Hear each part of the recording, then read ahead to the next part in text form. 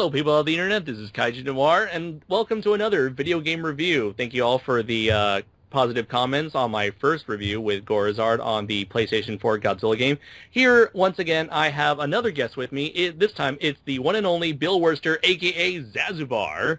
Whoa, shit, really? When's he getting here? Oh, wait, that's me. Hello, everyone. I am Zazubaar. I think this is the first time I've ever been on your channel that wasn't a live stream, Andres. Yes, that is very true. This is our very first collaboration outside of your channel.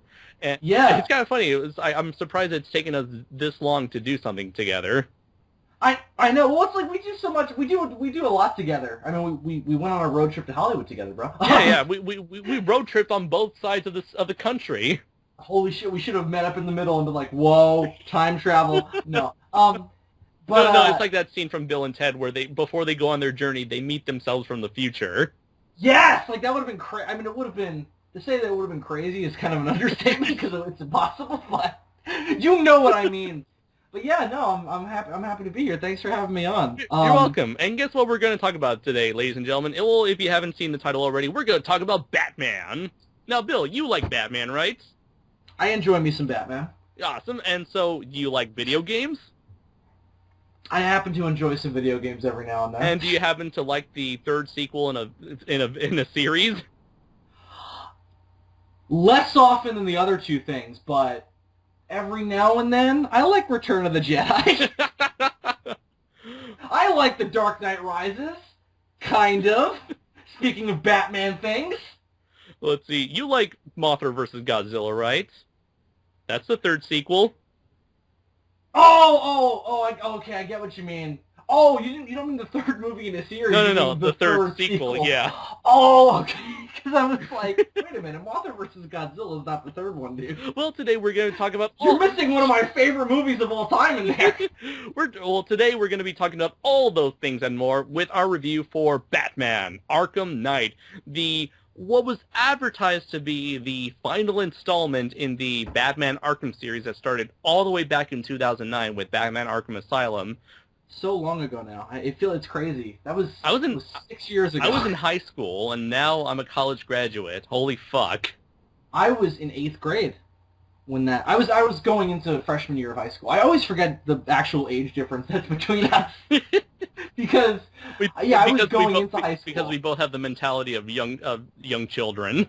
Oh yeah, we're like two 5-year-olds, the two of us. So yeah, I refuse to grow up. Oh, me too. Yeah, you know, I've got a headless Godzilla on my nightstand. Deal with it, asshole. Andres knows. He's seen it in person. He's looked at it. I've seen you spend money on it. Yeah, you did. You saw the before and after of that little project. But yes, the Arkham series. Now, Bill, would you like to give your quick summarization of your thoughts on the Arkham series that led up to this point? Oh, sure. I love the Arkham games. It's one of my favorite things of all time. I think it might be one of my favorite versions of Batman. Mm-hmm. And of course, it's heavily influenced and sort of entranced in. God, I can't use words tonight. And engorged is a weird word too. It's based heavily upon Batman the Animated Series and the overall DC animated universe. So, and of course, a lot of that's because the first two games were written by Paul Dini, so he injected some of that in there because he was one of the architects of that universe. And then you also had Kevin Conroy, Mark Hamill, Arlene Sorkin up until Arkham City, I believe. Was it Arkham City where she was replaced by Tara Strong? Yeah, she was Tara Strong in Arkham City, and then in this as well. And then I don't remember who did the couple lines that she had in Origins. Not that it matters, right. But basically, her. It was kind of like a spiritual. Like the first game, ever since the first game, it always kind of felt like a spiritual successor, and kind of like an expansion upon the Batman the animated series. And what's really funny how it evolved, where the first Arkham Asylum game was almost intended to be seemed to have been intended to be a one and done game, where it's like this is a typical story, a typical Batman versus Joker story that could fit into almost any general continuity. But then ever since Arkham City, they've been expanding upon this video game continuity to where it's now a beast of its own, a unique beast of its own. Yeah, and I'm glad you brought that up, because the first game could totally be in the same universe as the animated series, and there'd be no problems at all. Maybe one or two with some of the really, really specific Easter eggs they have. But I don't think any of the Robins are specifically mentioned by name in that game. I mean, I think the idea of Robin is referenced, but I think that game could probably be put into that universe without any problems whatsoever. With the exception of Barbara Gordon becoming Oracle, that doesn't happen in that universe. So I guess that's the only issue. True. So, but even in that she's not paralyzed, but even then, I feel like that game could have been put into that world and it would have felt totally natural.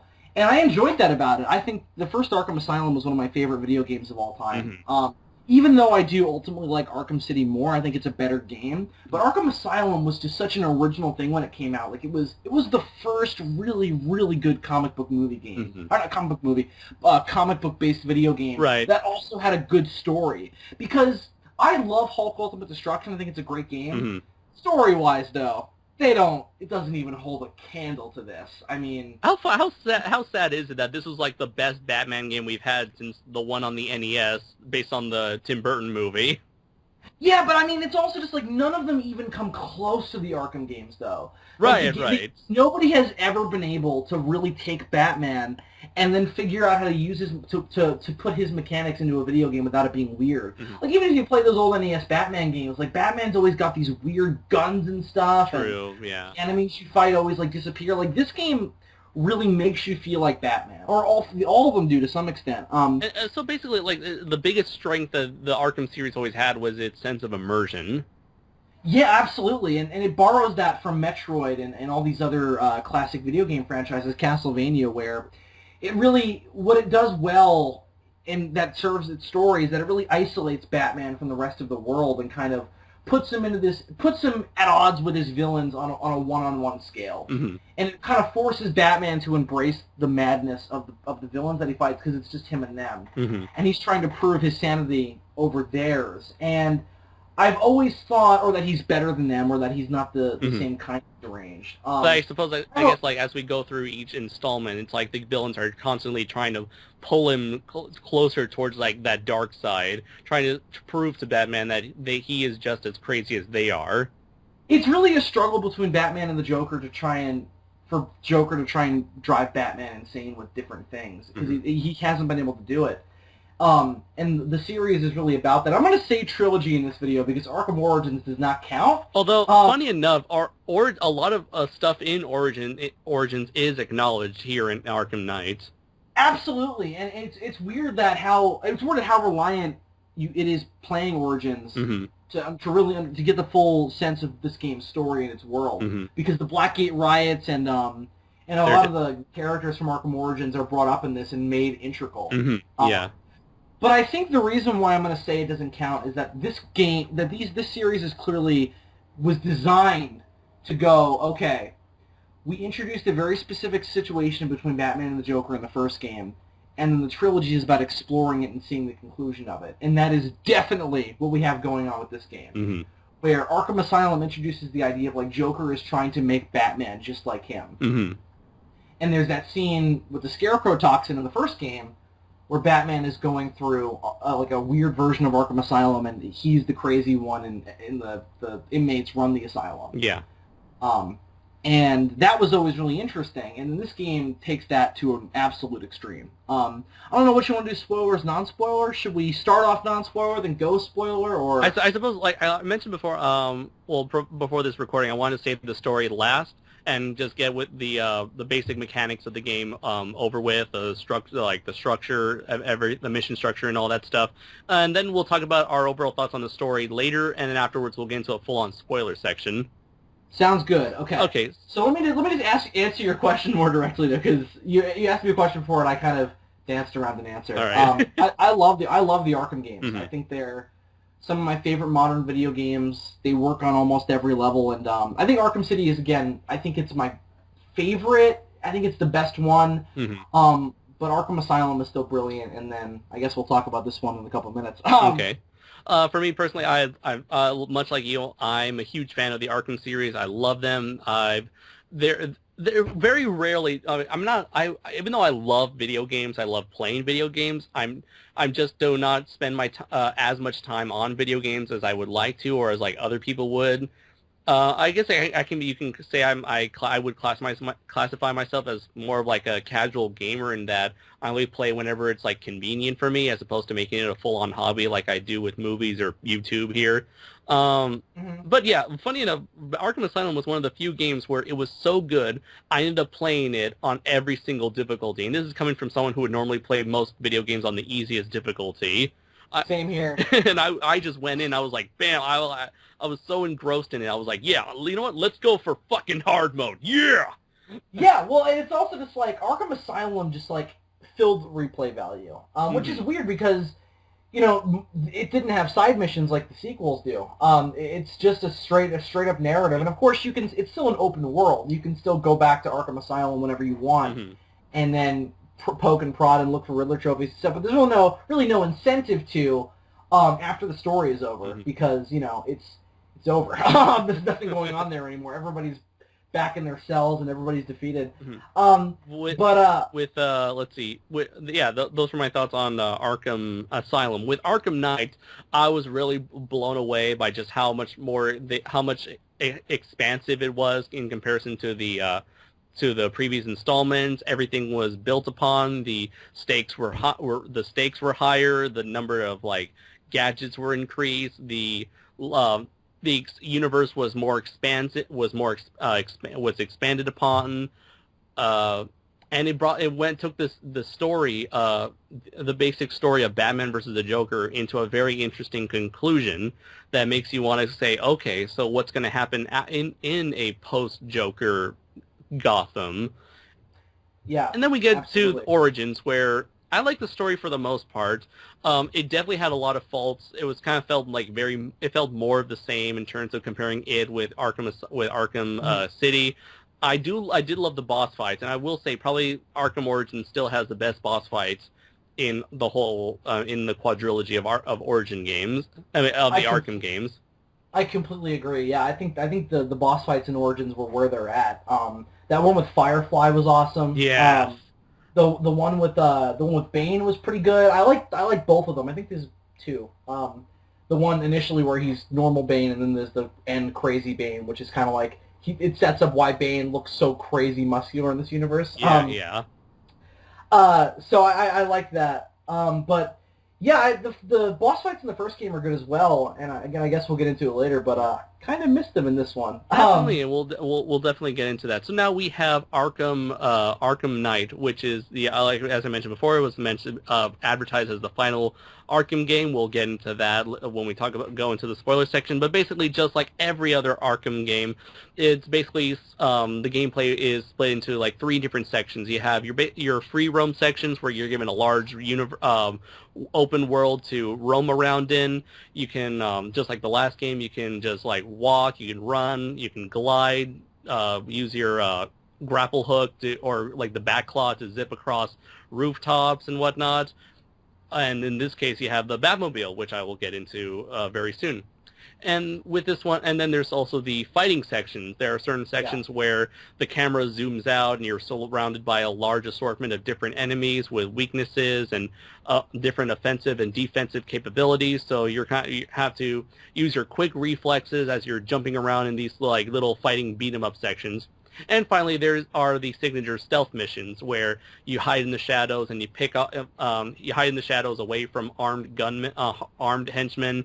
So you're moving around this small, tiny, enclosed area as you pick off the henchmen one by one. My favorite part, by the way. Yeah, that's the ones where, like, ever since the very beginning, it's like that's where you really feel like Batman the most, as you're as you're like sneaking up behind someone and you're taking them out, knocking them out unconscious. Let's see. Which of these? Let's see. I think let's talk about the fighting section first. Yeah. The one thing I hated about Arkham Origins was there seemed to have been a delay in terms of between the time you press the triangle button to counter and the time you actually counter. So like with Arkham City, you're able to, when you see someone coming at you and you see a little lightning, like you see a little indicator signal above their heads. Normally, I would be able to land like maybe 3 or 4 punches before I decide to counter that guy. With Origins, that's certainly not the case because there's a huge delay between, the counter button and when it actually inputs. So it's like instead of going punch, punch, punch, counter, punch, punch, punch, counter, here it's like punch, counter, punch, counter, punch, counter. I'm always having to rely on the counter button because of how delayed it is. Thankfully, that is not the case here with Arkham Knight. I'm not sure if this was the case with you, if you had a similar experience. No, the combat in this is fine-tuned. I mean, you cannot beat this combat. It is the best hand-to-hand combat in modern gaming. And of course, again, I'm kind of like you, casual gamer, don't play everything. But in everything that I have played, you can't beat how refined and simplistic, but also there's depth to it in terms of how much you can do and how much you want to do, and you're rewarded for taking certain more difficult paths in the combat. And there's just so much to it, but it's so beautifully simple that it's still entertaining regardless of how far you want to get into it. And this game has that to as much of an extreme as Arkham City and Arkham Asylum do. I'm with you. Arkham Origins definitely kind of botched up the combat. For that reason, I didn't like the electrocutioner gloves. They were boring, and also that you relied on them too much because once they were introduced, when you could use them, you were using them. And it just took all the fun out of the combat. But I guess I didn't personally mind the executioner gloves back in Origins, because I guess I was so fed up with the counter system, I was like, no, fuck everybody! Yeah, no, it was just... I like having to do different things to maneuver around the different enemies. So it's like you've got the big guys, you have to use the cape to stun them, and then do a beatdown by tapping the square button. We both played this on PS4, right? We played this on PS4. Okay, so if you're listening to this and you played Xbox One, go home. You're gone. No. And you mentioned before how there are different tactics to go up against the different assortment of enemies. Here they introduced quite a few number of new enemies. One of them including the tackling henchman, where randomly there would be some guy who would try to like bum rush you, and so you would have to like dodge over them and then kind of throw them to the ground as you're dodging their tackle. I never got the hang of that. I'm still bad at it. I'm on my second playthrough. I'm almost done with my second playthrough on the Game Plus mode. And, oh my god, I still can't get it. I know you can also throw batarangs to get them to stop. But I'm not fast enough. I know I press the X button. I do a double tap on the X button to do like a flip over them, and I push them as I flip over them. Okay. I've never tried that. There's another enemy who is a person who would kind of pull, what's the move called? Like a full Nelson? I only know that from DBZ Abridged, where he tries to grab you from behind, and you're just elbowing him with this like really quick, 10-hit combo. Yeah, I will say though that I didn't like that the counter icons for them were red. And I know why they were, so that way it showed that you can't counter them with the triangle button. But it drove me crazy because I never saw it because it just blended into the background over. Yeah, they did got me a lot more than the tackling henchman. Yeah, because I was always just like, I was in the middle of a fight and then some dude would just grab me and I'm like, why can't I punch anyone anymore? And it's because this guy grabbed me. No, you took away my fists, my one weakness. Did you think that, I'm going to say this, and I don't know if it's true, did you think that the combat in the side missions, hand-to-hand, was more difficult than in the main story? Actually, I think it depends on which side missions, because the side missions that involve the Arkham Knight's henchmen are perhaps the most difficult because they are armed with a lot of different, there's a lot more variety to the Arkham Knight's henchmen. Like you've got the ninja guys who have the swords. You have the guys who have, let's say, do they have the more martial artist type of henchmen? Yeah, they have the ninja guy. You have the healer. The healers. Insane. Now, like the healers, both in the stealth section and the fighting sections, the healers bring a whole new level of difficulty. But in a good way. Yeah. Where in this game, the healers actually go around and resuscitate knocked out henchmen that you previously knocked out with like a defibrillator type of device. So you have to, if you're in any situation, the healers are the ones you have to go after first. Yeah, either them or the other thing is that there's another, and this is more stealth, but I guess I can say this now. We'll get back into it later. There's also the detective mode detector Yes, those guys. guy. And then there's ones that jam detective vision. It's like they're constantly trying to find ways to fuck with you. But they also changed up the big guys in this, because the big guys were something that was kind of... They were bosses in Arkham Asylum. You know, you had the big Titan-based criminals.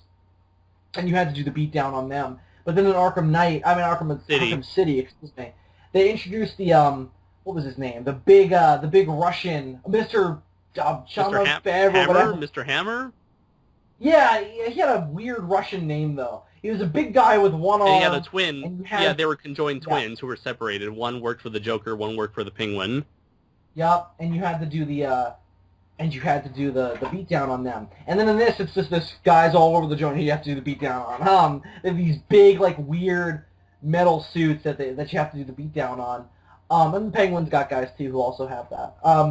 But then there were the guys who they put electricity in them. Mm-hmm. Oh, yeah. And they shock their suits, so they're, like, covered in electricity, so you have to use your your stun gun to, like, cancel out the electricity that's covering them. Yeah, and exactly, and then you can do the beatdown. Then they put riot shields on the big dudes, and I'm like, oh, god damn it! I cannot catch. And then there are those enemies who have like who switch between three different kinds of weapons, where like they can have a shield or two knives on their arms, or like electricity, like stun, like what do you call them? Stun rods. Yeah. So it's like you have these guys like Black Widow in Age of Ultron. Yeah, and like there's that part where you're in what's his name? What was the name of the rich guy who turned out to be a villain? Simon Stagg. Yeah, Simon Stagg. He's a villain from the comics, by the way. Yeah, I thought so. And you're on his blimp, and one of those random high-tech big dudes show up, and he's showing off all three different types of weapons he has. And you're like, oh shit, I'm gonna fight multiple versions of this guy, aren't I? Yeah, definitely. I thought the combat was good, but just not. Okay, it wasn't. It didn't light me on fire in a way. I don't know. It's kind of weird because it's like I loved all the additions they made. It's as good as it's ever been in these Arkham games, but I feel like it's still kind of, I don't know. It didn't grab me in the way. It felt too easy at points. Honestly, especially early on. Could that be because of our previous experience with the last three games? Yeah, but I think that's a problem, though. I get the point is like, well, this is the first game for a new generation of consoles. So we don't want to cater just to people who played the last set of games. But those games were pretty massive, guys. A lot of people who are going to play this have probably played them. With the possible exception of little kids who's like, this is their first console. But, you know, even then, why are they playing an immature Batman game? Because Batman? Because he's Batman. This is the first Batman game to rated M for mature, which I thought was awesome. Yeah. More than that, wasn't too obvious. They didn't beat you over the head with the fact that this was M for mature. Yeah, very little blood. Unlike the a good chunk of the DC animated direct-to-video movies. Yeah, no, not at all. They were just like, there's some blood, there's some cursing, and the reason why it had to be M for mature is because people die in this. We won't say who dies, but people die. I do want to say, the one thing I love that they, one tweak that they made with the combat, you can punch people when they're on the ground. Oh, that was awesome. And you don't have to do that weird R2 triangle. Yeah, I always hated that. Because you have to be super close to them, and you have to crouch down. It's way too hard. It takes a lot of time, because if by the time you're trying to do the R2 triangle takedown, there's already someone who's coming at you to prevent you from doing that. Yeah, exactly. And it just it made it easier. And also, even in the stealth missions, it also made it easier because you could just start beating the crap out of people and beat them to the ground until they were knocked out. It takes longer, and obviously you're not supposed to do that because the guys will shoot you. But everybody gets in those situations. It's all like Iron Man, go to sleep, go to sleep, go to sleep, go to sleep. Yeah, exactly. Precisely. Another Age of Ultron reference. I like this. Let's see. There's also several takedowns that allow you to use the Batmobile, where if you're fighting near the vicinity of your Batmobile, you're able to punch someone in the direction of the Batmobile so that you can program the Batmobile to shoot like a rubber bullet at him to instantly knock them out. Yeah, that was awesome. And I like the inclusion of the rubber bullets. I mean, we'll get to the Batmobile later, Yeah. because I have a lot to say about the Batmobile. But there are certain moments in the game, depending on certain side missions that you choose, where you are fighting alongside either Robin, Nightwing, or Catwoman, and you're fighting as you can switch between these two characters as you're fighting a large group of henchmen at any time. And there are moments where at the right moment you're able to do a dual takedown where like Batman would like punch someone up in the air and then Robin would kick him and knock him out by kicking him to the ground. I loved that. I thought that was an awesome addition, because the thing that people have been bitching about ever since the first Arkham Asylum was like, why can't we have a Batman and Robin co-op game? And I've always thought they were smart not to do it. We kind of had that with Arkham Origins, where there was like a multiplayer mode where two people play Batman and Robin, and everyone else would be henchmen with guns. Although from what I hated that, it was so I bad. never got the chance to play that, so I guess they decided to say fuck it, no co-op then. Yeah, well the online multiplayer is just it's bad because it's just you can't it pretends like you can operate in the stealth missions the same way you do in the normal game, but you can't, because the people don't follow set patterns, and they also don't react to. They can also look up at the. They can look up at the gargoyles. They know Batman and Robin's shtick because they played the game. Yeah. So they look up and just fucking pick you off when you're sitting on the gargoyles. It's like you can't play the game the same way. And I get that the whole idea is like, oh, you're supposed to go around quickly, but it's like, no, if you're smart, you'll just sit up there and just fucking pick them off like ducks coming out of a fucking pond. It's it's crazy. Anyway, I enjoyed the dual takedowns. The problem with them is that I felt like it wasn't necessary though, because you're put into these basic fighting situations, and they throw a couple of the bigger enemy types in there. You know, you have a couple of the big dudes you have to do the beatdowns on, a couple of riot shields, a couple of ninjas, whatever. But it didn't feel necessary to do the dual takedowns. I thought, if we're going to have two guys fighting, put twice as many enemies in. And they may have done that in one or two places, and I just didn't notice, but I never felt like the odds were stacked against Batman and Robin in any way, where they had to work together. I think the one moment that really did count it was during the Riddler missions, where you are fighting alongside Catwoman, and you're going against two different kinds of robots, the blue robots. That was clever, yeah. The red robots, where you have to be the Batman to fight the blue ones, and you have to be Catwoman in order to fight the red ones. I have no idea how Riddler programs them to be able to do that. Because it doesn't make any sense. Like, how would he? How would he be able to program into them like you can only break apart when Batman touches you? Unless he was like controlling them remotely, and like once he saw that like Catwoman was punching one, he was like, okay, I can break it apart now. But that's so crazily like, because it's also like, why even bother destroying them if they can't destroy them without you pressing the button? I don't know. Wouldn't he have a moment where he would trap Batman in a room full of red robots? Yeah, exactly. Like, why? The Riddler stuff made no sense in this game. It was awesome, but it made no sense. We'll get to it, because a lot of it has to do with the Batmobile. Right.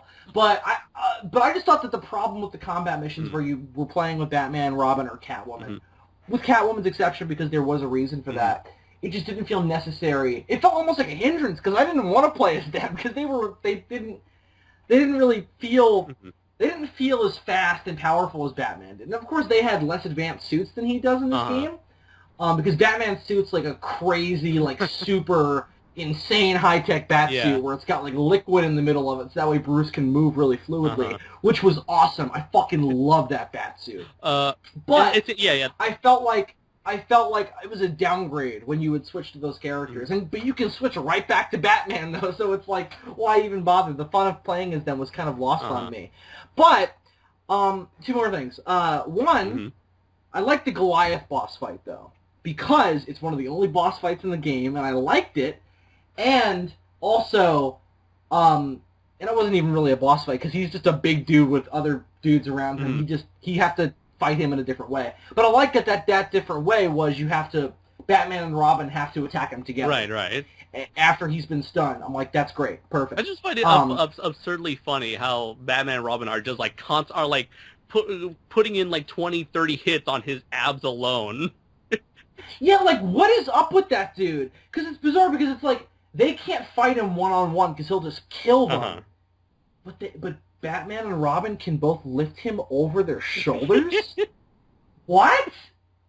What's in those suits that allows them to do that? Because there's no way if he's that freaking strong. But also, the other thing I wanted to say about the dual takedowns is that they incorporate it into the Predator stuff as well. And I guess we probably should save this for the Predator stuff, but I'll just say it now because I might forget. Sure thing. So they incorporate that into the Predator stuff in one scene where Batman and Robin are both flying up on the gargoyles and taking down Harley Quinn's men. And basically what you do is you go on the gargoyles, you find a guy, and you're like, okay, I'll have Robin take this guy down. And I'm like, what is the point of this? Why can't Batman just do it himself? Why does he have to call out guys to Robin? Like, it's kind of cool to like have it's almost like you ever play Call of Duty Modern Warfare, the original one? Unfortunately, I have not. There's a scene where you're on the ground, or no, you're in an ALC battle thing. It's like a big plane with guns on the side of it, but there's no targeting. So basically, what you do is you put a guy on the ground with a laser scope, aiming lasers at different targets. So you paint those targets, and then the ACR or whatever the hell it was called took it down. Okay. And that was awesome. And they kind of do that in this, where it's like you pick a guy and you're like, Robin, take that guy down, and then you do it, and that's it. Because it just feels like, well, why doesn't Batman just do it himself though? Like, what about? Because with that, it's like, well, because the plane can't aim, and the guy on the ground doesn't have the proper tools to take out the target. So you've got to paint it and then run away, and then let the plane do the work. Yeah. So in this instance, though, like what about that situation makes it where Batman has to call out a certain guy and then Robin has to take him down? Like, why couldn't, if Batman's picked that guy and has deemed him vulnerable, why isn't he just taken down? So I thought that was dumb. What did you like that? What did you think of that? See, it's been a while since I played it, so I'm having trouble remembering. Was it that moment where they're going up against the three not Jokers? Yeah, it's the what's her name? Christina Applegate? Yeah. No, that's Hold on, wait a minute. Fucking Christina something. Girl Joker. Girl Joker. And yeah, and that's the scene. And it's like right before you go take her down, where you paint the targets and then Robin will take him down, and then like you switch in between them, and I'm like, what is the point of this? Yeah, I do remember that. Yeah, I don't know, maybe some way to trying to make this sort of not boss fight more interesting. I don't know. Yeah, I guess, but that's a weak attempt to me, so I didn't really like that. But overall, the dual takedowns I did enjoy, but I thought that they should have been made more necessary to actually playing the game. Yeah, I really feel like maybe you could have inserted some sort of co-op like fighting challenge maps or something with this sort of system, perhaps. Yeah, something just crazy difficult. I would have liked like maybe that. You could like in order to do the dual takedowns, and both of you have to cooperate with each other and press triangle at the exact same time. Yeah, certainly something like that. That would have been great. But they didn't do that. So the last thing I want to bring up in terms of the fighting sequences is the Azrael missions. Since in these missions you actually play as Azrael as you're taking down a specific group of henchmen in these holographic simulations where you are not supposed to get hit at all. And I believe there are three of this mission is split into 3 parts, and each part you fight against like more and more complex villains or complex henchmen. Like the first one, you're going to get up against basic henchmen where you can easily counter them. The second one is you're going. Even then, if you play it on hard, it's still like nearly impossible not to get hit. Like that, like when I played it on Game Plus, like that part took me like 5 or 6 tries to get down because I couldn't counter. So, you can counter, but you can't the blue, because when you play it on hard, any of the Arkham games, the blue counter lightning bolt to indicate somebody's about to attack is gone. So just smash the triangle button. Yeah, but it's exactly like if you see anybody moving near you, press triangle. Right. Because the odds are you'll get like a triple counter. Yeah, that's what happened. Oh yeah, I love that by the way. That I think they've had Arkham City. I like that idea. I remember I haven't played it on hard. I haven't played it on hard. I just beat it on normal so far. But I do remember, like in the previous games, whenever I go on hard mode, I always remember to at that point I would always like get to the point where I started memorizing the character's movement. So by the time I see someone winding up a punch, that's when I know when to press the triangle. Yeah, you'll get there eventually. It just takes a while. Like, again, I haven't played any of the Arkham games in, like, well over a year. Mm-hmm. So playing this one on hard, I was like, oh my god, this is so difficult. Okay. So let's see. Was there anything else you want to bring up in terms of the fighting sections? No, because I'll save the I guess we can save the fear multi-takedowns for the Predator sections, because that's more where that applies. Okay, so yeah, let's get into the stealth sequences, where, as I mentioned before, you're in a small enclosed area, or, however, in this game, there are actually a lot more open areas where you get, where there are, like, several, let's say, unfinished buildings, and there's, like, Arkham Knight's henchmen all around, and so you have to beat these guys in a much more open environment. Yeah, no, they were, again, same thing with the combat, just Rocksteady has that system down to a T. Mm-hmm. So whenever they add anything to it, it just feels like icing on the cake. Because when Arkham Origins did it, it felt either really oversimplified, or it just felt like it made things too easy. Like, so let's try and think, what were some of the additions they made in that game? Let's see. They had the weird Deadshot, remember that gun that Deathstroke had, that, like, fired... A tightrope? Like a line, and then you used it as that, but also it would shoot a line up, and you could, like, attach a guy to a gargoyle and take him down. Oh, yeah, I never used that. I did constantly, because it made the game way easier. You just fired and boom, guy was taken down. Uh-huh. Wait 5 minutes for it to charge up. Bam, guy's taken down. It made things way too easy. Mm-hmm. And then aside from that, it was just the same combat system from Arkham City, just same stealth system, just with less difficult enemies, because it's like you have to make them less difficult, otherwise it doesn't make any sense, because they wouldn't know Batman's tricks. Mm-hmm. Because a lot of the wrinkles that are added into the stealth system in all three of the main Arkham games, the ones produced by Rocksteady, mm-hmm. is because people start to pick up on Batman's shit. Mm-hmm. So for instance, in the first game, you got the collars that are put around Joker's henchmen, where if they get taken down, the heartbeat sensors, then they go off and they're alerted to where the body is immediately. I thought that was brilliant in the first game. Second game, you had the scanning. They gave some of the Tiger mercenaries scanners. Yeah. That allowed them to look at the gargoyles and be able to see stuff that was up there. And they can also blow up the gargoyles if necessary. They also blow them up, and they could do that in Arkham Asylum as well, but they didn't have the scanning stuff. All right. And you had a bunch of other stuff like that. And then in this game, they add a couple of different things, and we mentioned the detective sensor thing before. Mm-hmm. Oh, yeah. Where it can tell when you're in your detective vision, they can track you to your location. Never fell for that. There are also certain henchmen that wear a suit that makes a glowing neon blue suit that would make them completely immune to your detective vision. Yeah, I loved that. There were the minigun guys. I hated the minigun guys. Really? I didn't think they were that hard, because it's just like they're really slow and you can kind of get around them. But the thing is, with me, I don't know if it was with you, but there were always several instances where there were two of them always within like very close to each other. Nah, because then you just use the voice synthesizer to make one of them go somewhere else. That's true, and I did like that.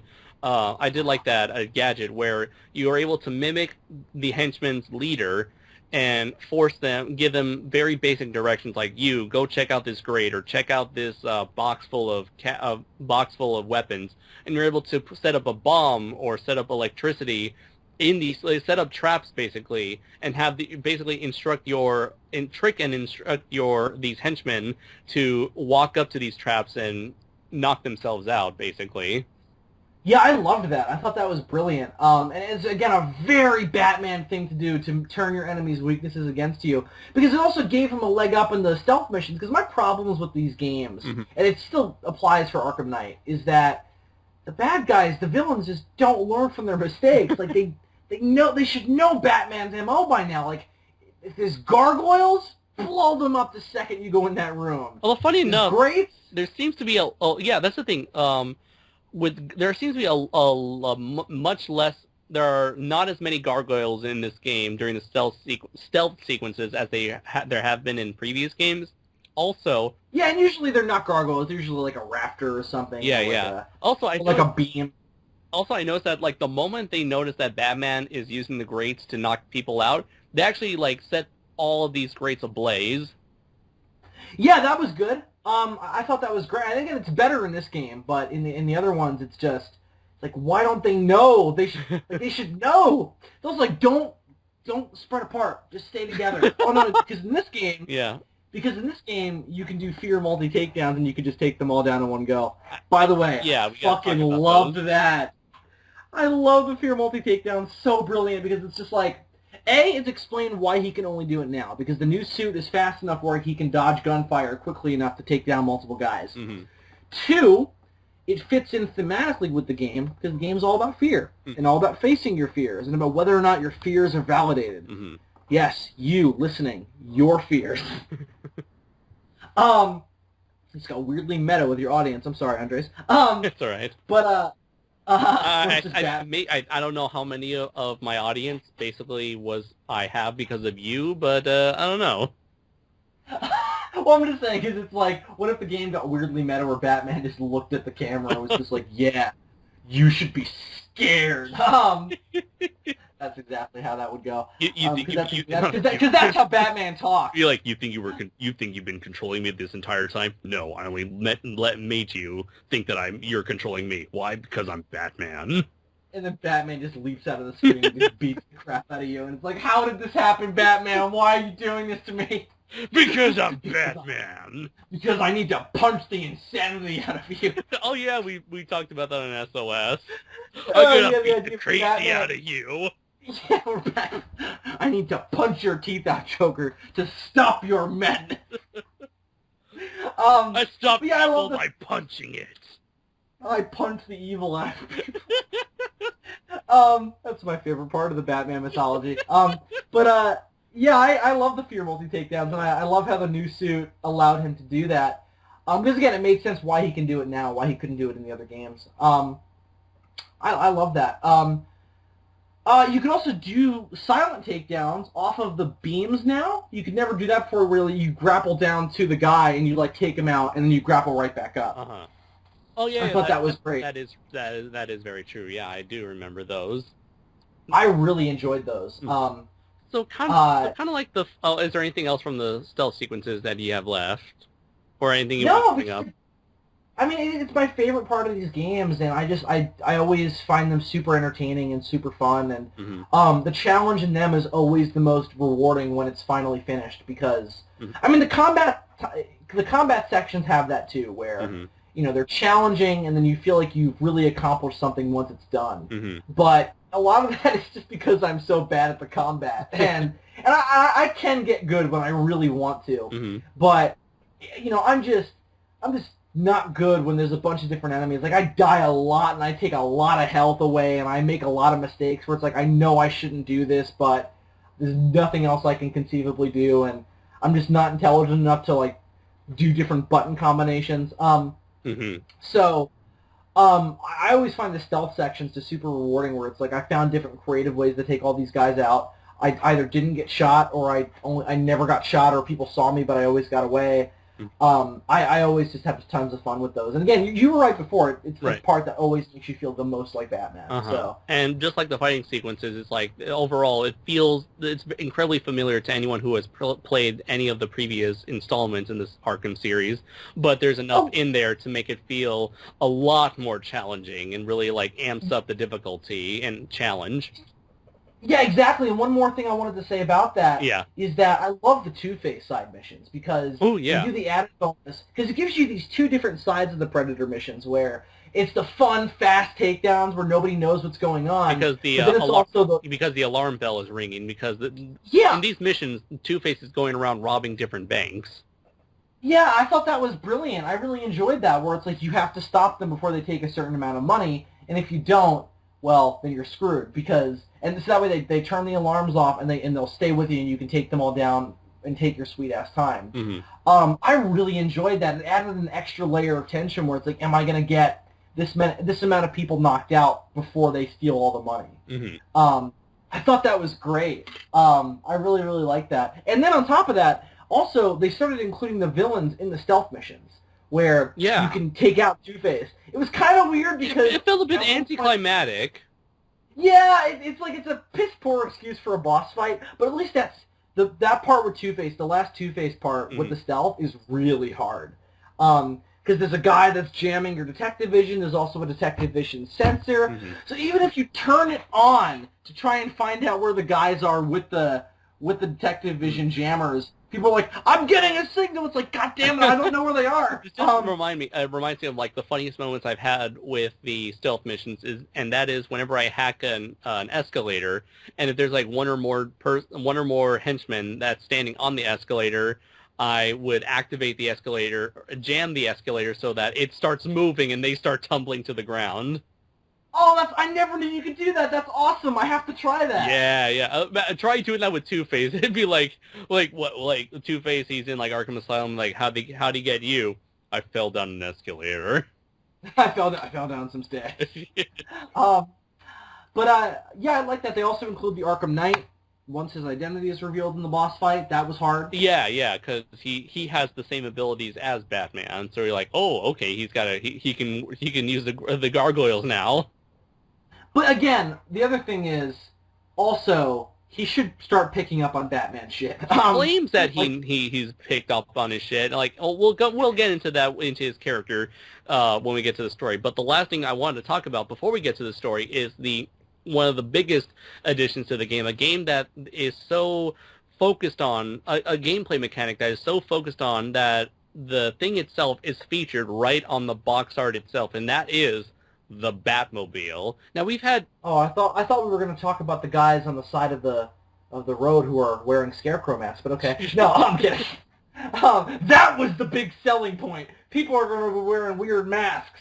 This and the Suicide Squad movie, that's the things we're selling people on. People wearing weird masks. But yeah, let's talk about the Batmobile. Yeah. Number one, reason why this game is a year late, and also why it's not on the previous generation consoles. Rocksteady claimed that they couldn't do the Batmobile without moving to the next generation because they just couldn't get the mechanic to work properly on the previous generation. It needs this kind of hardware to run that kind of gameplay. Right. And when you see it, it makes perfect sense because it really... Especially when you think about it, where this is the largest open area that we've had before in an Arkham game, where before the first game you had Arkham Island. Is it bigger than Arkham Origins? Yeah, because Arkham Origins was 2 islands. This one is 3 islands.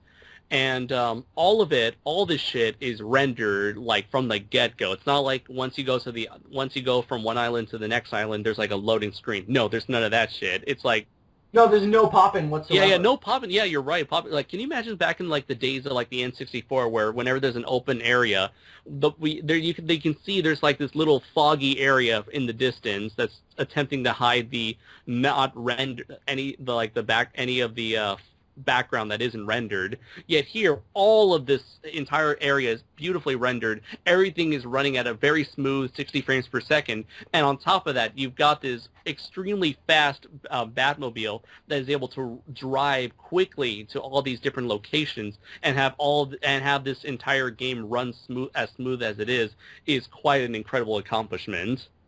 Yeah, no, the Batmobile is certainly a huge technical feat. So, good job on them for achieving it, because it plays well, it works well in the environment, and it never feels like there's a drastic difference between the Gotham you're seeing when you're in the Batmobile and the Gotham you're seeing when you're out of the Batmobile.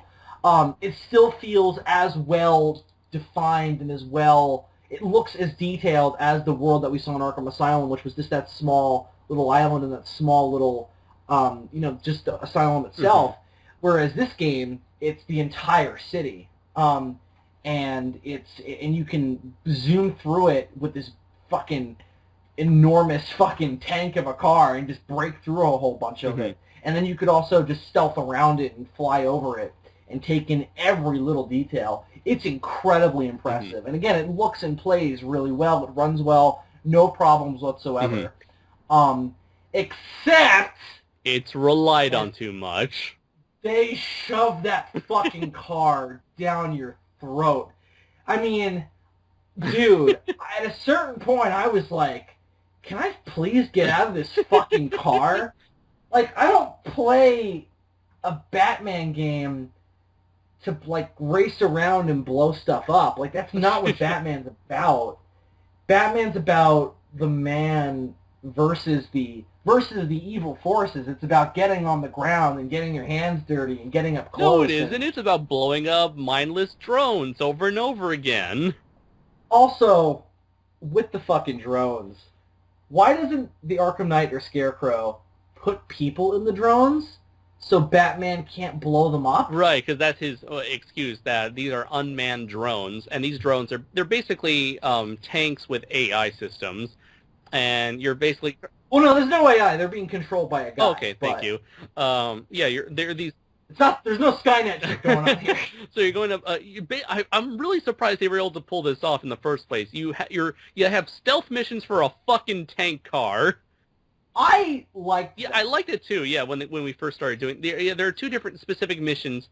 Whenever you're fighting, whenever you're in combat using the Batmobile, because the Batmobile, it has a car mode made for speeding down highways and chasing down different villains, and then there's a tank mode very similar in style to, like, say, the Tumbler from the Dark Knight movies, where you're able to move in almost in like very omnidirectional. You're able to spin in different directions. It moves a lot slower, so it's very easier to get your Batmobile to specific areas in a small location. And you have two different types of guns. You have like this. It's basically a hovercraft in that mode, kind of. I guess so, yeah.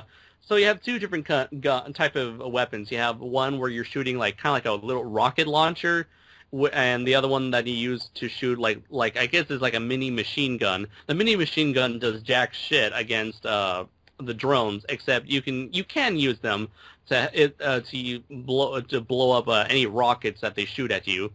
And also there's those little flying ones that you can blow up with the Vulcan gun. Yeah, those were what I was referring to. I forget all their names. They're all named after snakes and shit, and I can't remember any of their names. I'm not a gun person. Yeah. Like, this one shoots a lot of bullets, this one shoots an explosive bullet.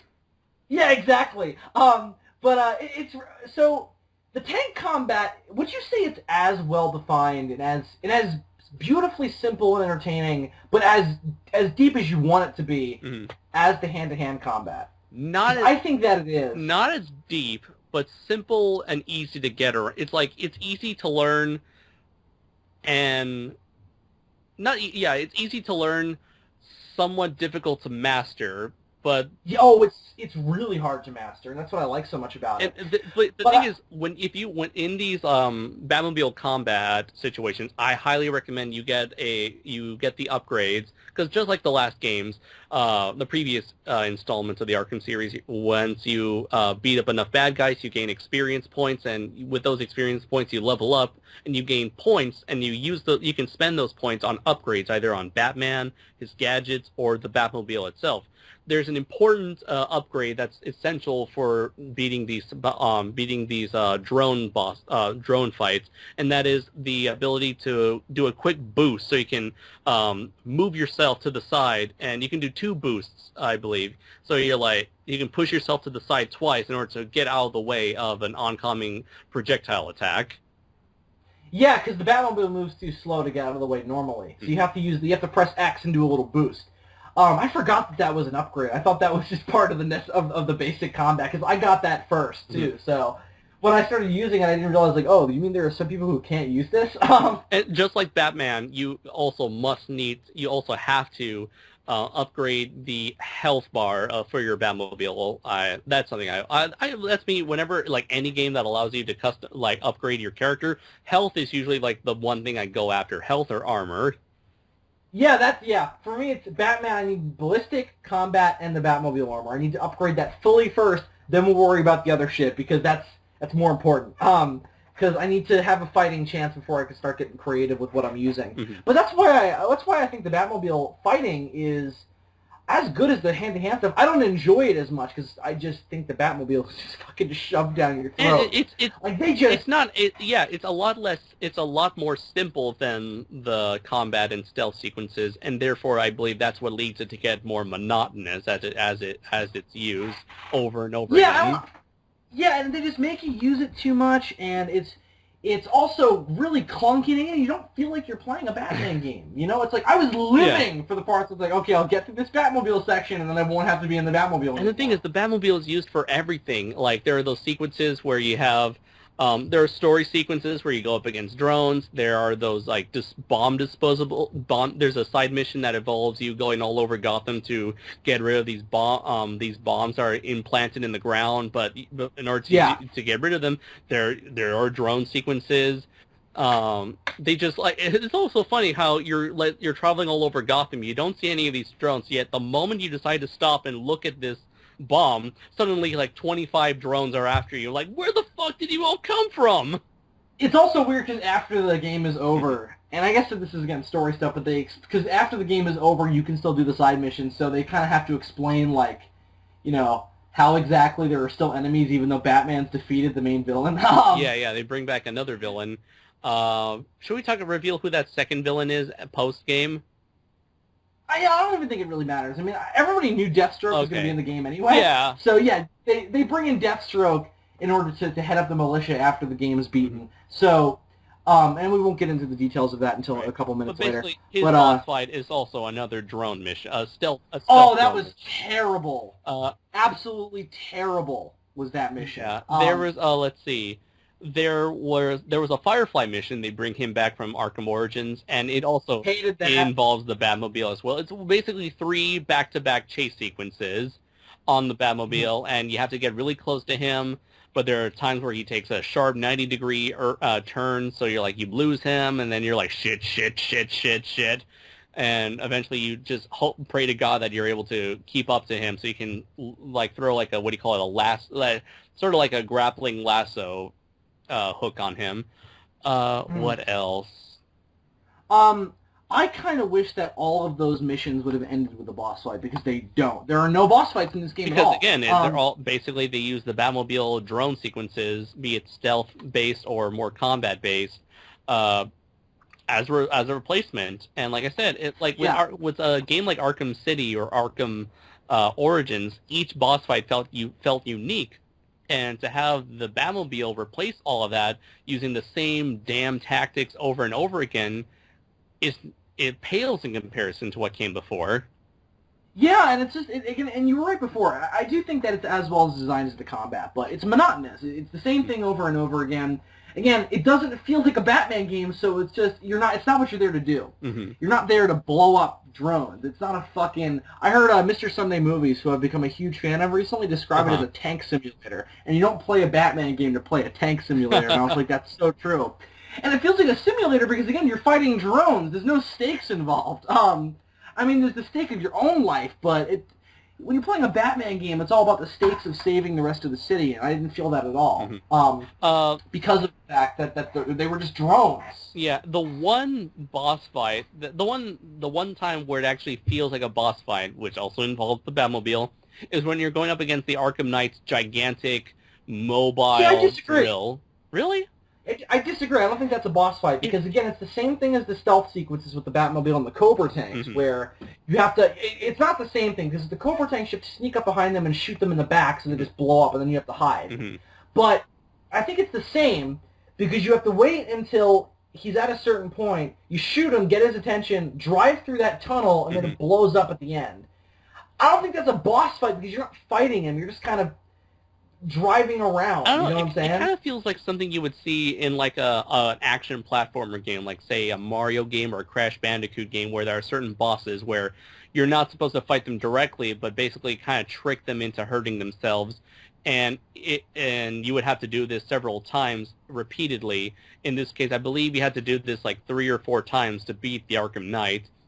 And I don't know, it just kind of felt very classic video gamey designed boss fights. I hated it. No, I hated it too. I was like, I died so many times. So it's like, it was it was just the closest to feeling like a traditional boss fight, but it's not that I enjoyed it in any way. See, I don't even know if I agree with that necessarily. I'm trying to think, what are the things you can consider boss fights? So, certainly. What about... Definitely not Man-Bat. No, oh man. I was gonna say that's man bat. Sorry. That was a bad joke. Yeah, no. With that, I was like, why isn't there a man bat boss fight? You chase him down, you jump on top of him a couple times, and then you beat him. That's it. There's no. It's not even. It doesn't even feel like a video game at that point. I loved the Man Bat side mission story-wise and aesthetically, especially when it was and what it did for the plot. Especially when it seemed like one big homage to the very first episode of Batman TAS. Yep, that too. But yeah, especially with the way Batman takes Man Bat down. But there's no difficulty in it. It's just like an interactive like movie, and that's cool in some respects. But it's not for this series. No, it doesn't work with this series. You have to be able to do something. You have to be able to fight him. And I didn't like that at all. Who else was there? Okay, I didn't do the Riddler stuff, but apparently that's a boss fight. That is a boss fight. I didn't, you have to get all his trophies in order to get the final Riddler boss fight, in which he pilots a mech. Yeah, and even then that doesn't sound that attractive to me. It sounds just like, it just sounds, it's like, why does he have a mech? How does he have a mech? How does he afford one? Yeah, that's the other question. Okay, we gotta talk about...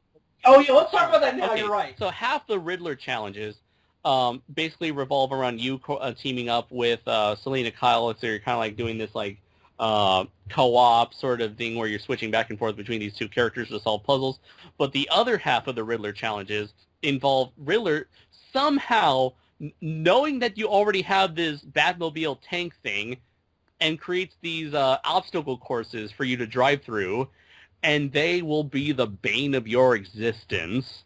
Oh my god, they're fun. I will admit, they are fun, but they're way too hard. Especially, dude, the last one. It took me like 30... Oh my fucking god. I think it took like me half an hour until I finally beat it. They hold your hand a little bit, though, where it's like, once you if you die, they don't really count it as a death. You just start back at the beginning of the lap. Mm-hmm. Which I guess is nice because of how fucking hard they are, and because the Batmobile is so difficult to control at points. I guess we're talking about that. Do you think the Batmobile is easy enough to control? Yeah, I would say so, yeah.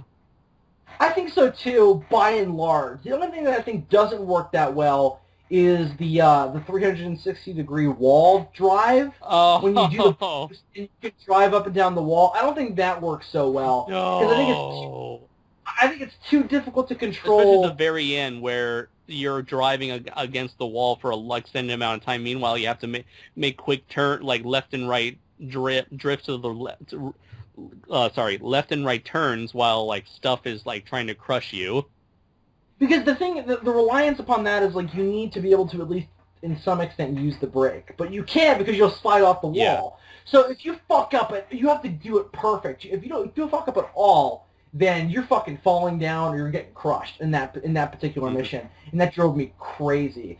I don't think the Batmobile is something that should have been used in puzzles because it just does not work. The racetracks are okay, but there were a couple times where the Batmobile was being used in puzzles, and I was like, what is this? Oh, yeah, the one where you're like, you treat your car like fucking Spider-Man as you're driving down walls. Yeah. And you're using the accelerator to move the sides of a cylinder in order to match up letters or words or something.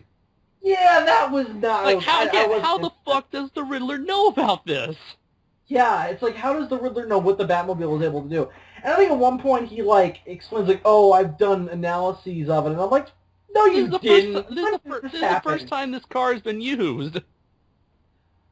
Yeah, you're right. Also, a lot of the shit that the puzzles rely on is put on the Batmobile during the game, like the fucking what is it called? The anchor. Yeah. The anchor tool that's put on during the game, the EMP, the sonar, the transformable nature of it, and the weapons, that's all put on during the game. How does the Riddler know that you'll be able to use that stuff in order to go through his puzzles? Again, they were challenging, they were fun, but they didn't make any sense, and they got really bothersome after a while. They were fun the first couple times, but after a while, I got really sick of them. So again, to the same extent that you don't play a Batman game to play a tank simulator, you don't play it to play a racing simulator either. So let's see. There were two little things I wanted to talk about with the Batmobile, and that was how you're miraculously not killing anybody while driving through the streets of Gotham. How does that work? How does shooting someone with a taser after hitting them with a car not kill Apparently, them? like, the car has electricity to stun people out of the way. It's using, like, electricity to push people out of the way. How does Batman control it? And also, how does he know it's going to work properly? Because there are some points where you just plow through people, just like a Grand Theft Auto game, just plowing through people. How does Batman know the sensitivity of the Batmobile will knock them out of the way in time so he doesn't kill anyone? Because the whole point of this game is that he doesn't kill anyone. That is the whole point of this series, is that he doesn't kill anyone. But the Batmobile introduces this just whole thing of, like, there's no way he could do some of the stuff that he does without killing anybody. The non-lethal rounds are a little bit more believable. That's been in the comics before, but even still, it would hurt people. I'm sorry, I'm having a hard time talking. That's all right. It would hurt people to the point where they would be, like, put in hospitals and potentially die later. I'm pretty sure, like, you probably knocked out a lot of their teeth or their eyes or their fingers and they're bleeding to death. Yeah, like, because Batman also seems to rely on the fact, like, these guys will get medical attention from who? Gotham has been evacuated. I'm sure we'll talk about that in the story. Yeah. And I guess we'll talk about... Yeah, do you have a section all about the graphics? Or not really, although I do want to comment on the fact that, yet again, just like Arkham Origins, we once again have a deserted Gotham. Yeah, I didn't like that in this. Yeah. Because the whole thing is like, Scarecrow's trying to turn Gotham City into a complete city of fear, and I'm like, who is he planning to do this to? Because there's nobody in the city anymore except for the people who are working for him. I guess. And then the other villains and other criminals. Or that. And the cops. Yeah, that is true. I would like it for them to have, like, a full-on Batman, like, immersive Gotham City with people walking around. But then again, I suppose that would definitely change, like, the system in terms of the gameplay, because then I don't think we've ever had... Yeah, we've never really had a Batman Arkham game where we had a large portion of what do you call them, NPC characters where you don't have to punch them in the face. Yeah, but the entire Gotham City precinct, though. That is true, yeah, but it's like, I don't know. I wonder if they would require... The movie studios, when you go inside, you can't punch anybody in there. I guess that is true, yeah. I mean, let's see. But it's also like, just think about Grand Theft Auto for a second. Like, Grand Theft Auto's environment is 10 times, and I'm talking about 5. Right. Grand Theft Auto 5's environment is like 10 times bigger than the environment in this game. And you can drive all manner of stuff. But don't you have... But doesn't it have a system that allows you to basically punch anybody in this world? True. But in this game... But I'm already saying that's already in place, though. You can't punch anybody in the police precinct, so why can't they just apply that mechanic to people outside? That is possible, yeah. I don't understand what's the... Maybe, I'm not sure.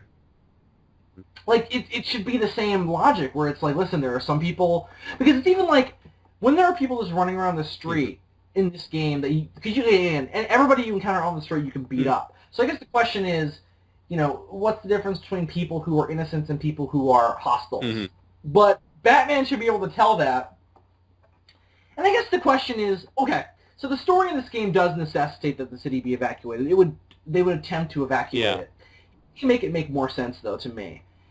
Scarecrow comes on and goes, here's my plan. Doesn't mention get out now, blah, blah, blah. But just goes, here's what I'm doing. I'm blowing up all the bridges, which he does anyway. Fuck you. Why not just put people in shelters? Big underground shelters or something. So, like, there's still the potential for them to get out. I just thought it was stupid where it's like Scarecrow's plan makes less sense because of the fact that they can't render the people in the streets. Yeah. I do... That's what really bugged me. It wasn't just the fact that people weren't on the streets. I could take or leave that. That doesn't matter. But it's just because Scarecrow puts it in his plan that it has to affect the story that he's like, people, I'm giving you 24 hours to get out. I'm like, he wouldn't do that. Oh, no. But I do want to say this in terms of, like, the environments themselves.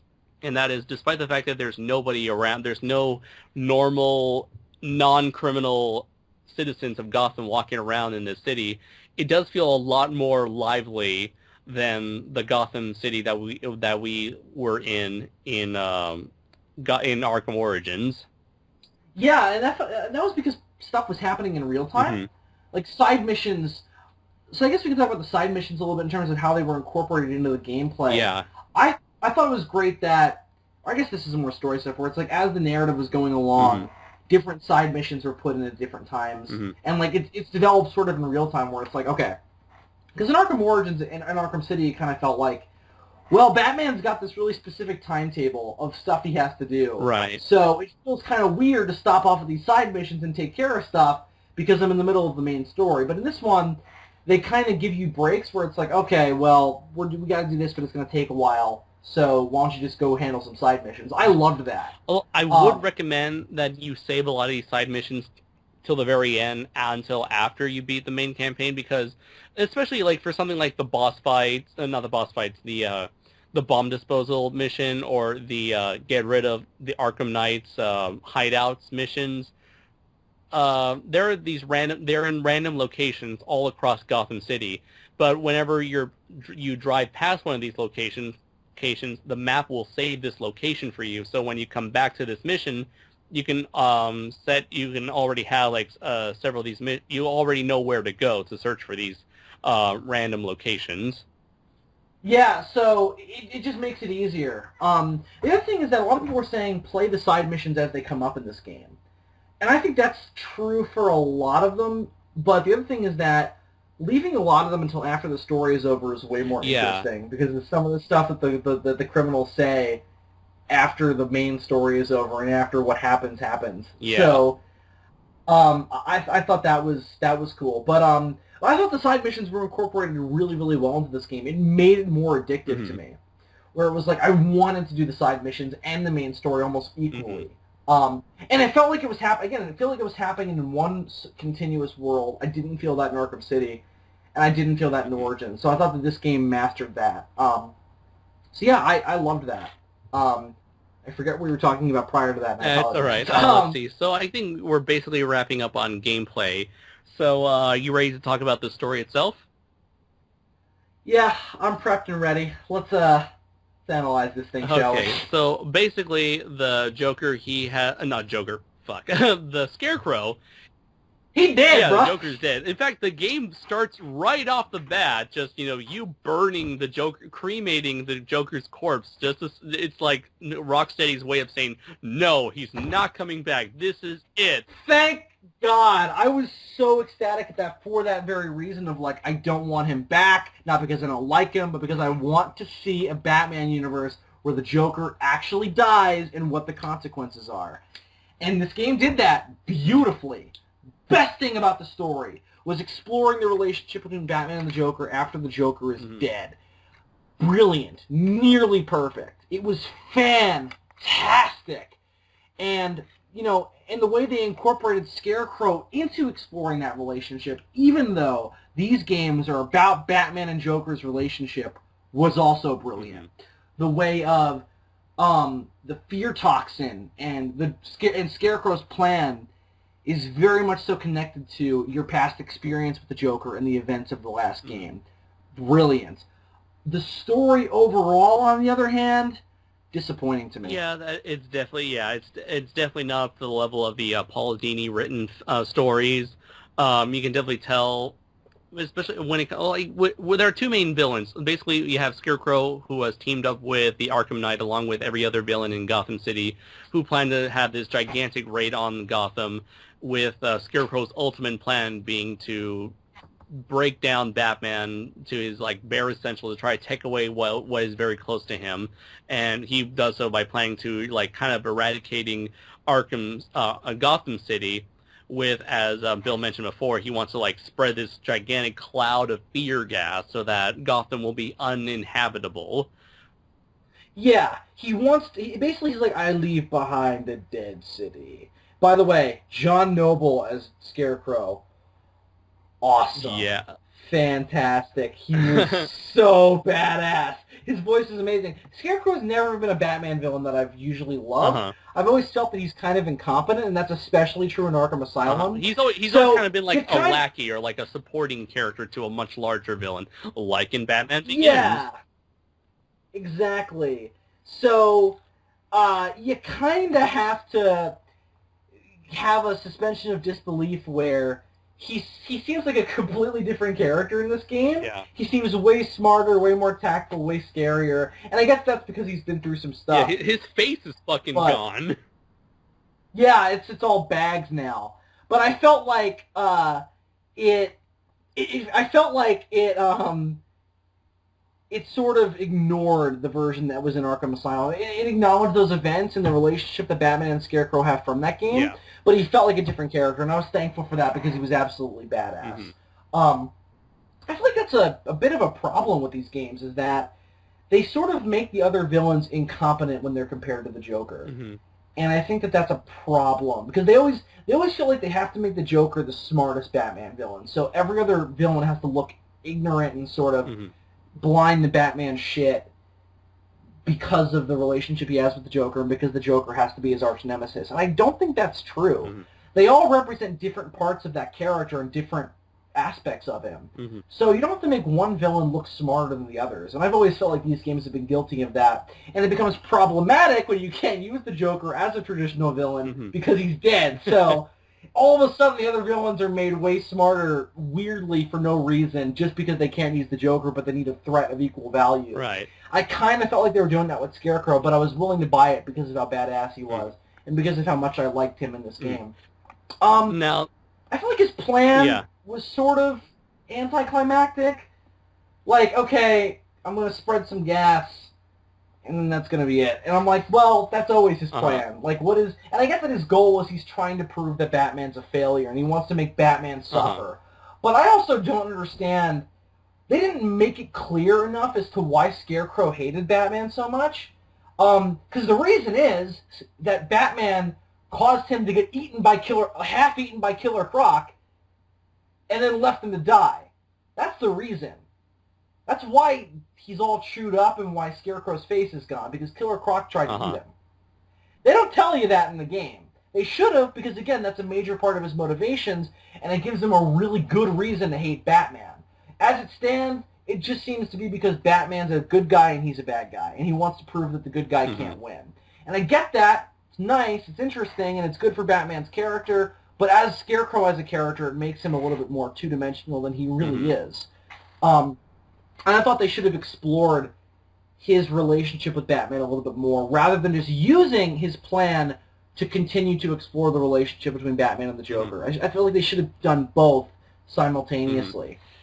Now, I do agree with you with that, where, like, kind of like, once again, in a way, I guess Scarecrow does kind of shafted in terms of his motivations for why he does the things he does in this game, in order to focus more on Batman's relationship with the Joker. But the villain, I believe, that suffers more than anything else, well, not so much suffers, but the character that was executed worse than anyone else, is the Arkham Knight himself. Yeah, and this is where we're starting to get into spoiler territory. My God, one of the worst reveals in recent, like, superhero storytelling. Even then, like, despite the fact that, like, his identity is kind of obviously hinted at, and you can if you know anything about Batman lore, you will know who this character is. Once he that's why he doesn't talk in any of the trailers. Because once he opens his mouth, you know instantly who it is. And that's a fucking problem. A problem is, like... Look at any of the trailers. Arkham Knight has no dialogue. And it's because if they would have given him dialogue, people would have known, oh, obviously the thing I hate about it is, like, people, like, Rocksteady kept advertising him as a totally original character that you've never seen before. And I was excited about him for that reason, because he was a new character, and I'm like, oh my God, a new Batman villain, that's awesome, and he's going to be in the game, and he's going to be sort of a consequence of this universe, and the problem, okay, can we talk about this for a second? I know this is starting to verge into spoilers, but it doesn't spoil who the Arkham Knight is, so I want to say this. The reveal doesn't work, because the game operates under the logic that who the Arkham Knight is is somehow dependent upon an event that occurred in the other 2 Arkham games that occur in this timeline. Again, not counting Arkham Origins. So Batman starts looking for people who were connected to Arkham City who haven't been captured. Okay, no one's coming up. Well, shit. People who were connected to Arkham Asylum who might be able to do this. No one. Shit, well, who is it then? And then it turns out to be someone who wasn't connected to any of the events in the previous games. And I'm like, and the way he is connected is so just indirect, and I get it, but it's not fair because, again, we're not working with the knowledge that we're working under the assumption that all we need to figure out who this guy is information that we could have gotten from the past 2 games. And that's unfair, and it's cheap, and it's super anticlimactic if you know Batman lore. And even as a character himself, the Arkham Knight isn't really all that compelling. And quite frankly, he's extremely annoying and gets incredibly grating on my ears. Because the thing is, they try to play this guy up as like, oh, here's someone who knows all of Batman's moves, all of his tactics. He knows where to shoot in his armor, where to hurt him most, both physically and emotionally. He knows all of Batman's secrets. So this guy should seem like very threatening, kind of like the Venom to Spider-Man.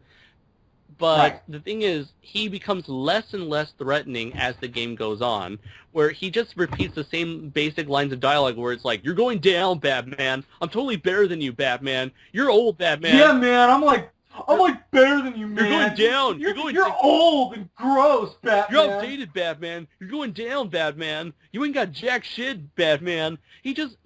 I continue to kick his ass every time. So his threats become more and more empty as the story progresses. Yeah, it's a problem because we knew who it was the second he opened his mouth, and that makes his dialogue more grating. Because he's like, "Ooh, who am I, Batman?" It's like, dude, I know who you are. I know because I've played other. I know other Batman stories, and the way you're talking is making it super obvious as to who you are. Also, Batman kind of should have called it. Yeah. Like, he's shocked when he finds out who it is, but I'm like, dude, think about it. There's another piece of meat. Who's unaccounted for in your personal life? Put it together. Oh! Oh, no shit! There's another... This storyline has been done before, has been adapted before. Oh! You're damn right it's been done before. And Batman was able to get who he was, who this villain was. Yeah, absolutely, and it should have been painfully clear to him, especially with some of the flashbacks he was having. And also since the fact that Arkham Knight clearly refers to Batman by Bruce near the end. By the end. Yeah, and I was okay with that because it's till the very end. They're clever about not having him call him Bruce until the very end. Because that also makes it a dead giveaway as to who it is. And yet Batman still couldn't figure that out. I was just like, dude, you're supposed to be Batman. You're supposed to know everything. You're supposed to be able to figure the thing. It's like, it's the Sherlock Holmes thing. Batman's the superhero Sherlock Holmes in that whatever remains, despite how implausible, must be the truth. Mm-hmm. And there's only one candidate to me who could be the Arkham Knight as you play the game. Mm-hmm. So he's got to be the truth. Despite the fact that, and that's kind of what I did when I was playing, because I was like, oh, well, he can't be this guy because of this, this, and this. But all the evidence is pointing to him. No, don't do this, Rocksteady. Don't do this. Don't make it. Oh, when they revealed that, usually you're supposed to go, oh, or oh, I was right, not like, oh, really? But that's how I reacted. Yeah. Should we just say who he is and just be done with it? I think we should probably get into final ratings before going into spoiler territory. So that way, this anyone who doesn't want to know who doesn't want to get into spoilers, they'll drop off after this point.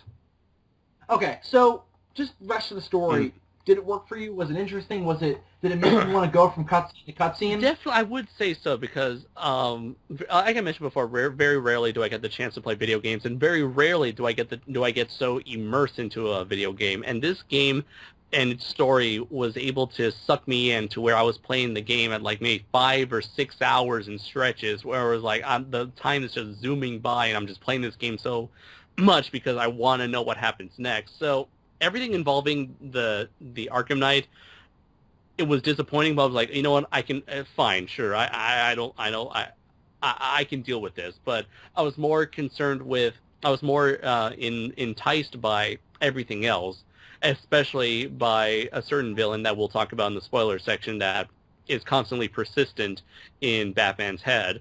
Now, oh yeah, that was great. and finally, I agree. also there's a sense of finality to this game, where it does kind of feel like this is Batman's last stand, and so his final interactions with all these villains culminate into very satisfying interactions that, like, the going through the journey through the story feels worth it just to see these conversations, these final showdowns take place. Yeah, I feel like the 1 week place, and I think that in the end, I don't think it's as good of a story as Arkham City is. Right. I just think it's too similar to Arkham City, and also too just simplistic and kind of underdeveloped to be as good as Arkham City was. Although I will say, I think the story is better structured than Arkham City. With Arkham City, it was like a fetch quest where I have to do this for Scarecrow, for Joker, but in order to do this for Joker, I have to do this for Mr. Freeze, but in order to do this for Mr. Freeze, I have to do this for Penguin, but in order to, it's like I have to do this for that person, but before that I have to do this for that person. It's like a series of fetch quests. Whereas with here, I'm glad that they relegated all the villains to their own separate side missions, so that I can just focus on any one story at any given time. I agree. I thought that the side missions were really well incorporated in that way. But the problem is, at certain points, I thought that some of the stories for the side missions were better than the ones in the main story. For instance, the Man-Bat stuff was great story-wise. I thought all of the character development for Kirk Langston was fantastic. What about Professor Pig? What were your thoughts on his side missions? Fantastic. Probably my favorite part of the game. I thought that was brilliant. All of that was fantastic. It's classic Batman. It's dripping with ambiance, and it's great to have a little murder mystery in the middle of this giant warish Batman story. And I thought that was fantastic, because Batman, for me, always goes back to a classic detective murder mystery at its core, and it was good to have that in the midst of all this insanity with mutated bat creatures and fear gas and hallucinations and giant sci-fi level militias. How the hell did they get in the city again? I don't remember it because it was weird. Also, I just don't understand how they're able to turn Gotham into this personal playground for Batman. Like, why wouldn't the government just be like, we can't let a militia be active on American soil? But they're a terrorist organization. I was saying, like, you think that at this point, like, Superman would have, like, showed up to help out. Yeah, and clearly he's around because he's mentioned, and also Lex Luthor is visually presented in the game because his buildings are all over Gotham. So we know that Superman exists in this world. There's this neat little Easter egg where if you're in, Hush, he has, like, his one little mission, which was... Yeah, that was yeah, nice little continuity nod from Arkham City. Also good foreshadowing. And, let's see. Oh, yeah, there's an answering machine in Batman/Bruce Wayne's office, and there are, I think, 3 or 4 answering messages that you can cycle through, and one of them is Lex Luthor himself asking Bruce to talk about some sort of partnership that Bruce Wayne has been declined for so long. Which is kind of a nice nod to the animated series for Superman, because that was what that 3-parter was about, where Batman and Superman crossed over, where Lex and Bruce, like, they built this robot together, and then that was the main plot. And also, Cassandra Cain also leaves a message for Bruce Wayne, inviting him to, like, an engagement party or something with her and her wife, or her fiance. Was it Cassandra? Cassandra Cain, Batwoman. I thought Cassandra Cain was the Batgirl, the blind. Was it? No, Let's see. Isn't it Christina Cain, or? I'll check right maybe now. I'm not sure. I don't think it's Cassandra Cain though, because Cassandra Cain doesn't talk. Oh, okay. I probably got the wrong character then. Okay. I did too, though. I thought the same thing. Though. I was like, Cassandra Cain. Wait a minute, she's Batgirl. She doesn't talk. Right. It's like, I know this character has to be Batwoman because she mentions, her future wife. And it's like, what other gay character is more prominent in the Batman universe than Batwoman? Kate Kane. Yeah, that's it. Yeah, Kate Kane, Kathy Kane, yeah. Yeah, that's it. Yeah, that's it. I thought that was good too. Who else calls? Vicky Vale, yeah. her and Bruce Wayne are dating. Nice little reference to '89 and the Batman. Some random girl. Right. Who seems to have fucked Bruce Wayne. That was nice. And you should listen to that when Lucius Fox is in the room because it's hilarious because he reacts to all the voicemail. And then when that one ends, he goes Bruce. Also, doesn't the and when I said it was hilarious because Batman was in costume. Just a little side note: does the Arkham universe, the Arkham universe version of Lucius Kane, doesn't he look a bit like Inshoma, minus the dark skin? A little bit. I just know like the beard, the glasses, like the round figure. I'm like, wait, hold on, I know that guy. Yeah, he does kind of look like him. I'm like, wait a minute. It was nice.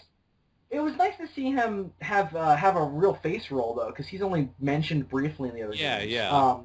As just the CEO of Wayne Enterprises. So I like that he was actually in this and that he had his own side mission. I thought that was great, and that you interact with him throughout the whole game. Alfred. Alfred was great in this. Yeah. Speaking of directly interacting with people, don't you think it's stupid for Batman to have a holographic screen on his wrist when he's talking to people? Oh God, we talked about this when we saw the initial gameplay release for this game. When I was in California. Yeah. Why the fuck does he have that? The funniest one was early on when he first meets up with Gordon. Yeah. And he goes down and he disappears. He goes onto a gargoyle that's like maybe 20 feet away from where Gordon is standing. And he pulls up a screen and starts talking to Barbara Gordon. And there's a scene in this game where that becomes important later, but not for that reason. And I was just like, but her dad's right there. He would see her. Like, Batman, what are you doing? Yeah, that was retarded. I don't know what the hell they were thinking with that. It's much more simpler, to do the whole, like, earpiece thing that he's been doing, like, for the other games.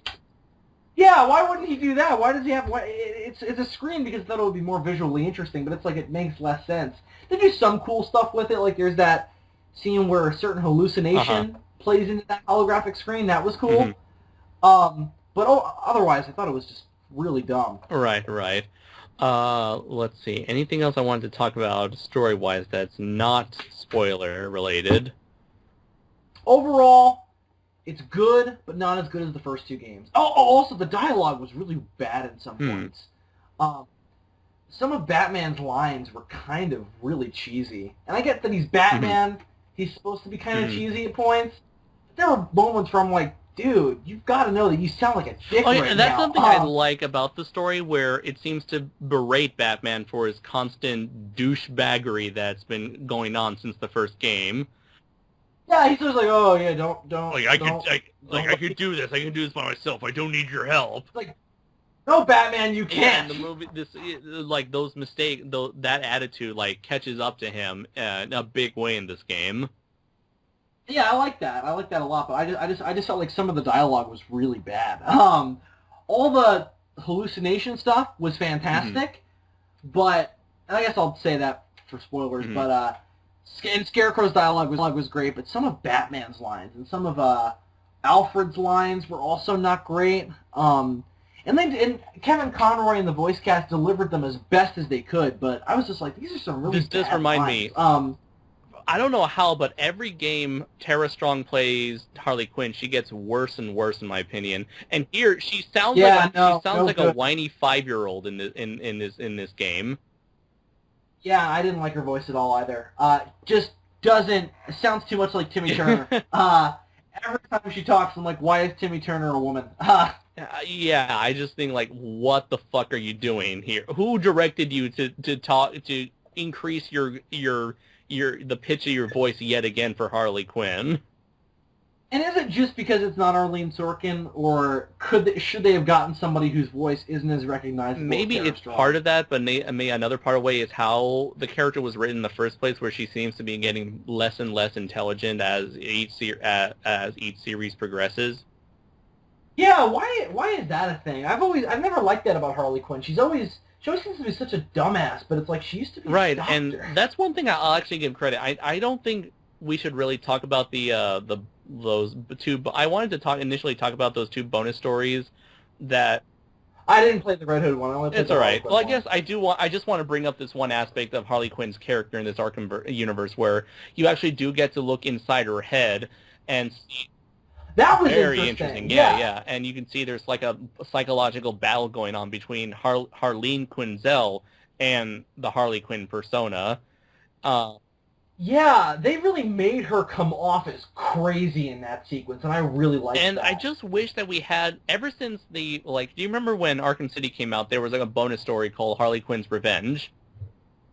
Yeah, ever since that, I've always wanted to have like some resolution with Harley Quinn's character arc. I wanted to see her maybe have some finality, like with the Joker gone, what will be her ultimate path? And the story in Arkham Knight never does anything with her. No, she's just taking up his shoes, and also, no resolution on her being pregnant with his kid. I guess that was fake, I think. Because she had two pregnancy tests, one that was positive and one that was negative. Yeah, but Harley Quinn's Revenge makes it painfully obvious that she's pregnant. Huh. They are obviously setting up that she's pregnant. But then again, I guess she must have already given birth to that baby, since it's been over a year since the last game. Oh yeah, no, she's definitely given birth. I'm not asking why she doesn't have a giant stomach, but why doesn't that get brought up at all? I don't know.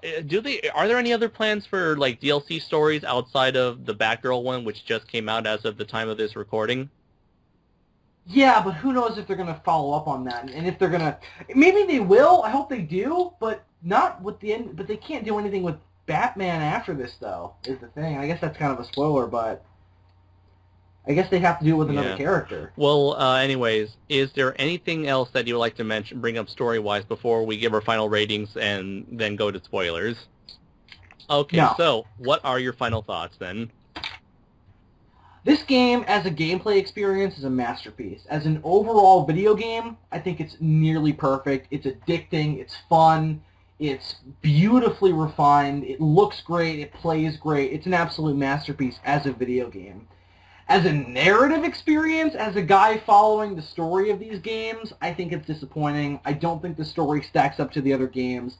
And I think overall, it's not as revolutionary or as really impressive from a story standpoint and as an overall narrative experience than Arkham City. But it's great. It's a masterpiece. As a game, I think it's the best of the series. But as a... You know what? I don't know if I can say that, though, because of all the parts where they shove the Batmobile down your throat. The Batmobile is great, but just overused, and it makes you hate it. This game makes you hate one of the best parts about it. That's a problem. So, yeah, overall, it's a masterpiece as a game, but there are just certain things about it that aren't as good as the previous games. But overall, I think it's absolutely worth playing. It's definitely worth buying a PlayStation 4 for. Get it? 4. It's fantastic. Rating? That's hard. I'm going to give it a 4.5 out of 5. No, that's too high. I'm going to give it a 4 out of 5. I think that's safe. Okay. It's got problems. It's got real problems. But overall, and as a video game and as a story, so I think I'm going to give it a 4 out of 5. Mm-hmm. It's good, but it's not perfect, but it is amazing. So 4 out of 5 from me. Yeah, the story itself is definitely not one of the best in the series. In fact, maybe it might be the worst or maybe the second worst, depending on your stance on Arkham Origins story. But no, it's definitely better than Origins. I feel like it was... Okay, it's definitely very serviceable. There are certainly moments out there that will stick with you, and those moments that we'll actually get into very shortly. Gameplay-wise, the difficulty has been cranked up. Everything has been polished. Everything has been pushed to the next level in terms of like graphics-wise, engine-wise, playability controls. Everything runs incredibly smoothly. Large, expansive worlds, incredibly satisfying fighting and stealth sequences. Batmobile works, although yes, the game relies way too much on the Batmobile sections. The story-wise, yeah, it's not completely satisfying, but however, everything works to a degree to where you will, once you're done with this game, I believe, hopefully you will say, just like I did, damn, that was a good game. I'm very glad I spent money on this purchase. So I will. It's definitely worth the price of admission. Yeah, definitely. Yeah, it's like this is beyond rental territory where this is worth owning, especially if you have been an avid follower of the Arkham franchise. Just be sure to prepare yourselves for those Riddler challenges with the Batmobile. Yeah, those are a pain in the ass. And I will say, having to collect, one last thing I forgot to mention. I like that this gives you an incentive to go out and complete every single extra side mission in order to unlock the secret ending. Yeah. However, I hate the fact that you have to collect the Riddler trophies in order to also unlock that final sequence. Yeah, that's not good.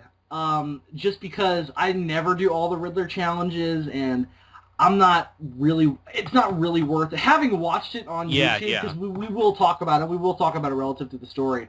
Having watched it on YouTube, it's not worth it. I do like how it's better structured than Arkham City, where with Arkham City there are side missions, but some of those side missions you won't have access to anymore after a certain point in story mode. Here you can revisit these missions almost any time. So, with that said, we have gotten our ratings out of the way. Let's get into spoiler talk. So, what's the first thing you want to talk about, Bill? Jason fucking Todd? Are you out of your goddamn minds? I mean, okay. So, talk about people who clearly don't know how to do a good reveal. I think Rocksteady has always been bad at this. I think if you can say one thing is a problem story-wise with all of the Arkham games, it's that the reveals are never good. The one at the end of Arkham City was okay, but it was getting painfully obvious that Ra's al Ghul was the one doing all that shit. What about the Clayface reveal? That was fine. But again, I think that was because they never... Like, it's not like you fight Clayface at one point separately from Joker.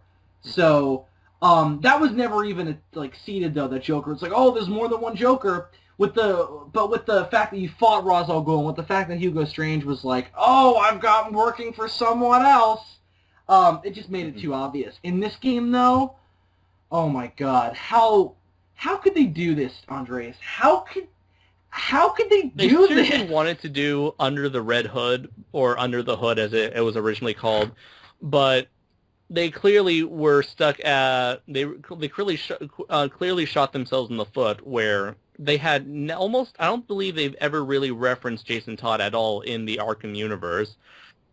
No, so they had to show his entire backstory in the game before properly revealing him. But however, by showing a recreation of Death in the Family, that just spells it out in front of you to where it's not a mystery anymore. That's what I liked about the movie Under the Red Hood, where, again, they had to establish the Death in the Family story arc, but they showed you right at the beginning of the game to show no bones about it, this is Jason Todd. Yeah, Red Hood isn't about the mystery. Going in that it's Jason Todd.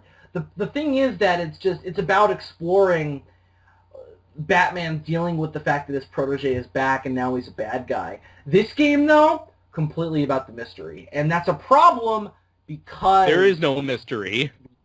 There is no mystery. If you know Batman, it's immediately obvious who it is. And even if you don't know Batman, once they start showing those flashbacks, it's painfully obvious who the Arkham Knight is. So that reveal is terrible. Why didn't Batman call it?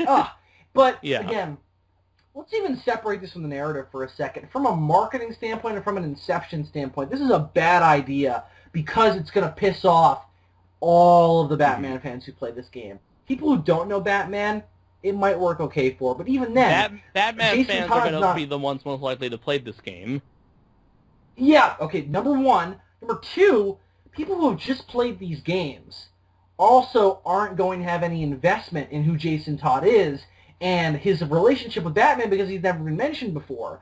So it's not going to work as a reveal narratively anyway because we don't know who Jason Todd is or his relationship with Batman. We have to assume a lot of stuff.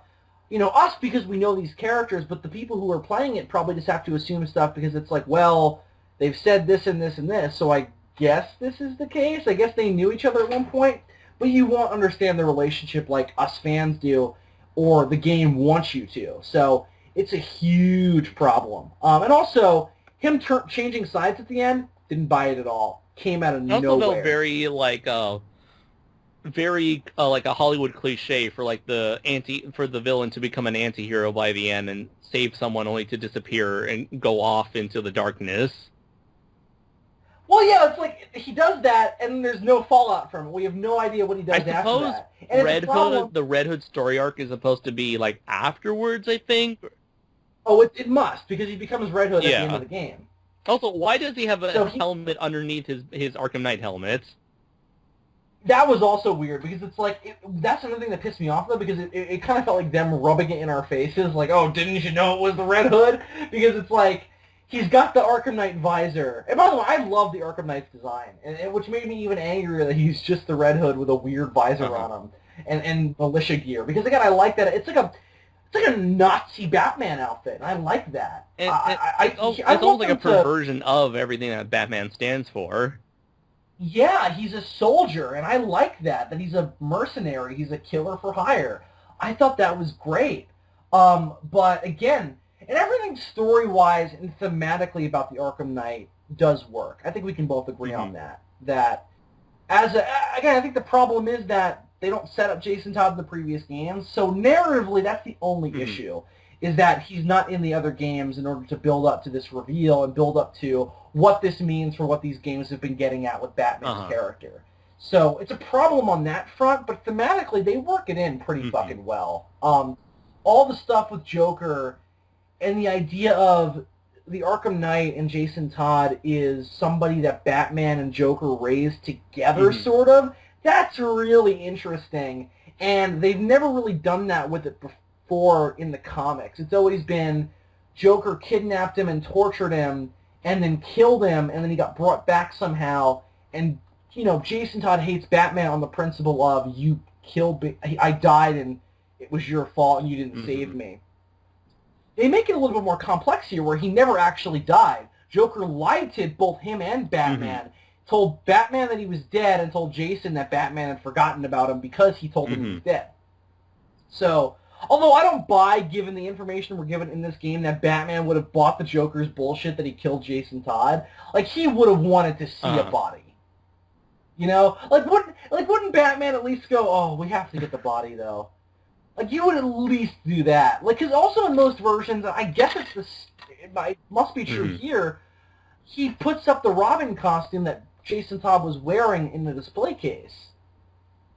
But we see Jason wearing it in the flashbacks. I guess he made a reproduction simply in his memory?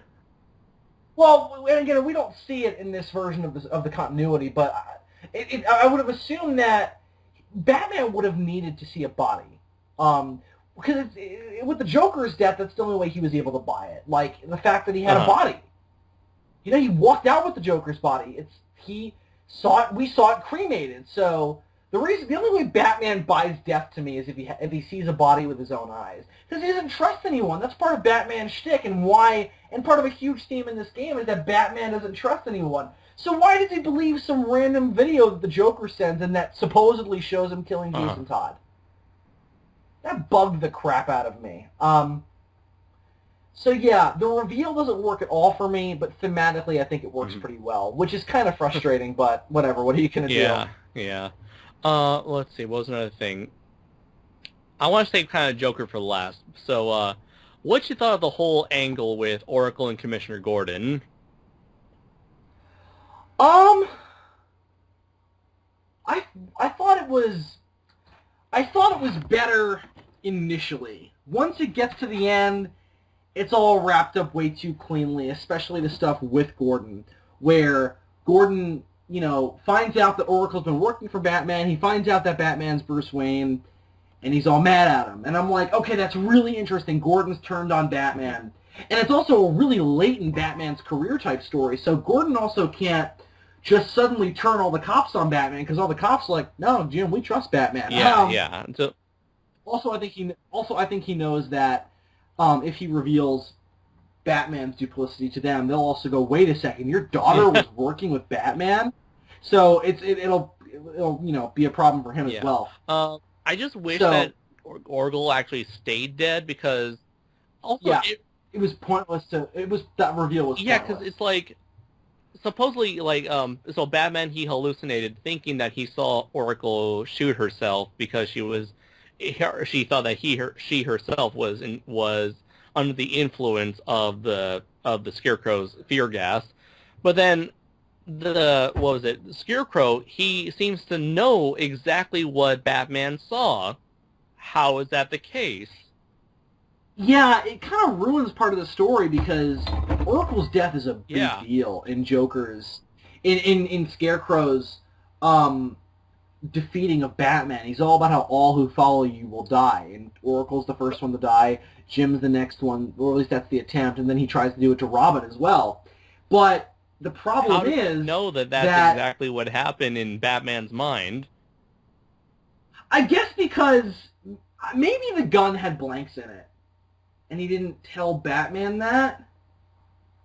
Maybe Scarecrow tried to fake Oracle's death in the same way the Joker tried to fake Jason Todd's death.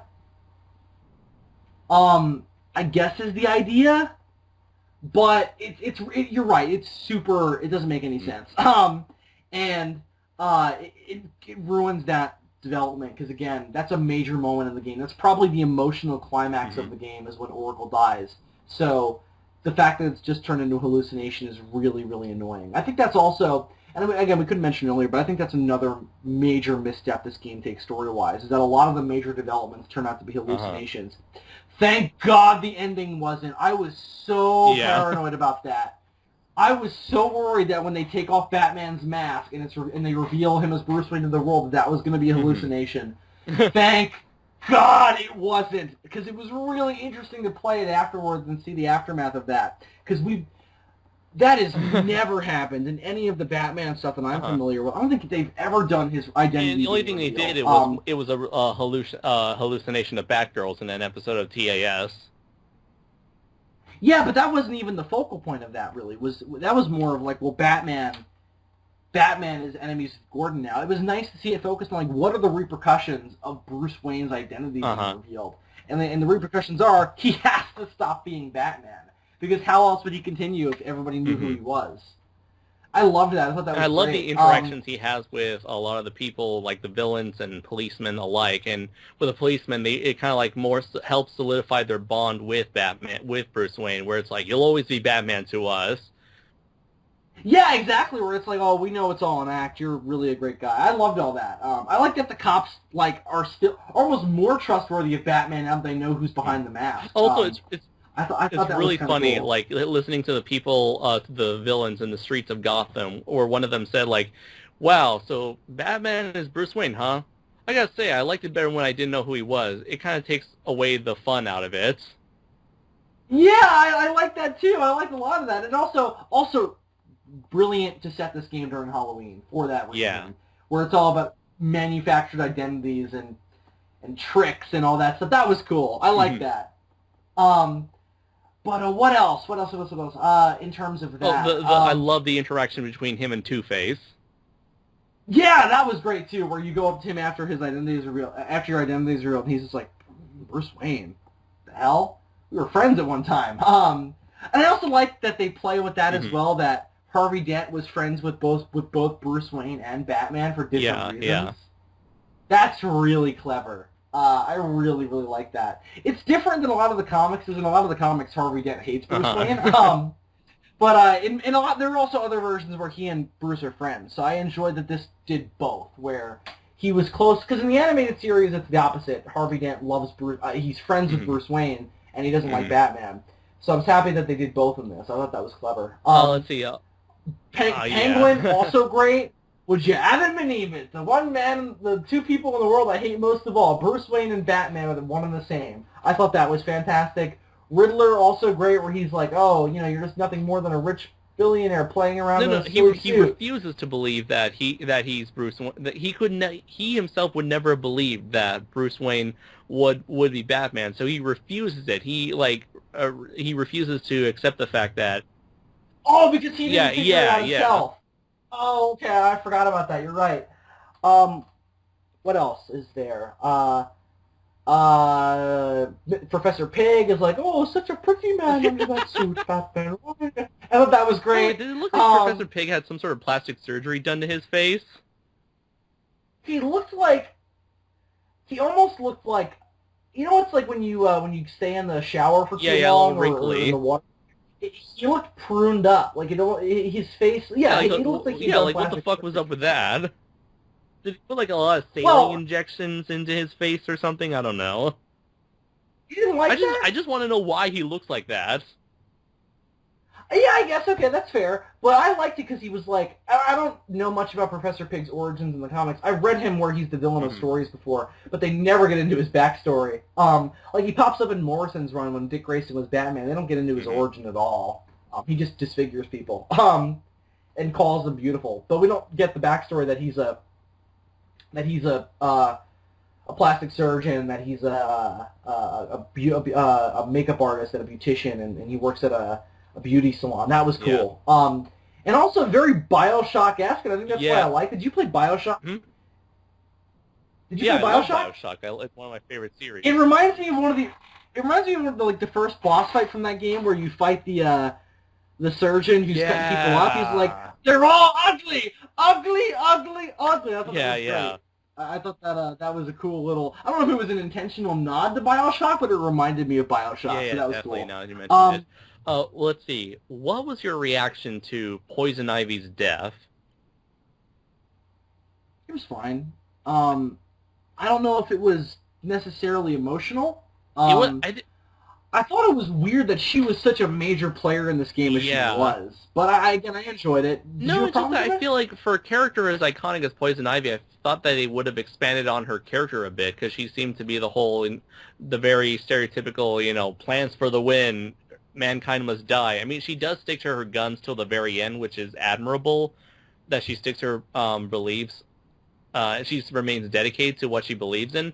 But I feel like there should have been some sort of, meaningful conversation between Batman and Poison Ivy before her unceremoniously dying.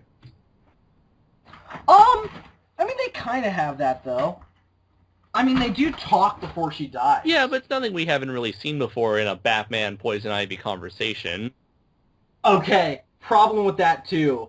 There are way too many moments where major story and plot moments are taken over by Batman fan service.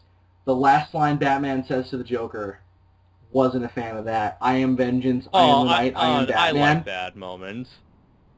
I didn't, because it's Batman's final hoorah against the Joker.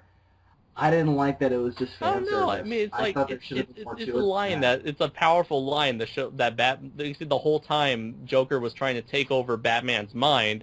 But he's like, no, I, Bruce Wayne, cannot be the Joker because I am Batman and always will be Batman. I've defined myself. I thought it made sense. I just thought it was cheesy because I was distracted by the fact that I knew that line from the animated series, and I felt like they were kind of stealing it a little bit. I don't know. It should have been an original line to me. I just felt like they were stealing it. It didn't. It's kind of like the ending of Star Trek Into Darkness, where it felt like they were just relying on you to have the emotions towards those characters that you did because of Star Trek II: The Wrath of Khan. I feel like even if you didn't know that, if you didn't have previous knowledge on that line, it would still work. Yeah, I guess. I don't know. It didn't work for me as positively as it did for you. It kind of bugged me. I was like, it feels a little weak he's to never me. used it before in the Arkham series. Might as well use it now at the very end. True, but it was bothersome to me just because it's kind of the biggest moment in the game's story in terms of the trilogy, because again, It's all about Batman's relationship with the Joker, and this is the last hoorah against him. Like, did it really have to be a fan service line? I don't know. That kind of bugged me. I wasn't crazy about that. It was cool, and it was nice to see Kevin Conroy deliver that again, but it just, I didn't like that it happened when it did. That bugged me. Let's see. Oh, what do you thought about the, what do you call it? The three infected, or the four infected individuals who are apparently victims of the Joker blood from the last game, from Arkham City. Probably my favorite part of the overarching story as a sequel to Arkham City, because overall, it's not a real Die Hard sequel. You know, it's not a sequel to Die Hard. It's not a, you know what I mean? It's not a real, like, it's not like everything that happens in this game is reliant upon the events of Arkham City. Partially, all the stuff with the Joker is, but overall, it's kind of just another Batman story in this particular universe. It feels like you could not have not played Arkham City and basically get the basic gist of this, at least to some extent. That I liked, though, that was a direct consequence of something that happened in Arkham City, where the Joker sent his blood to the different hospitals, and some of his blood got into different people. Now, does what it does to people make sense? Not really. It seems. I don't understand how being injected with somebody's blood gives you their personality and memories. No. That doesn't really make sense. I get that his blood is mutated because of the pseudoscience of the Titan formula, but that doesn't really mean that it would give somebody his, like, it's not like basically the equivalent of Joker AIDS.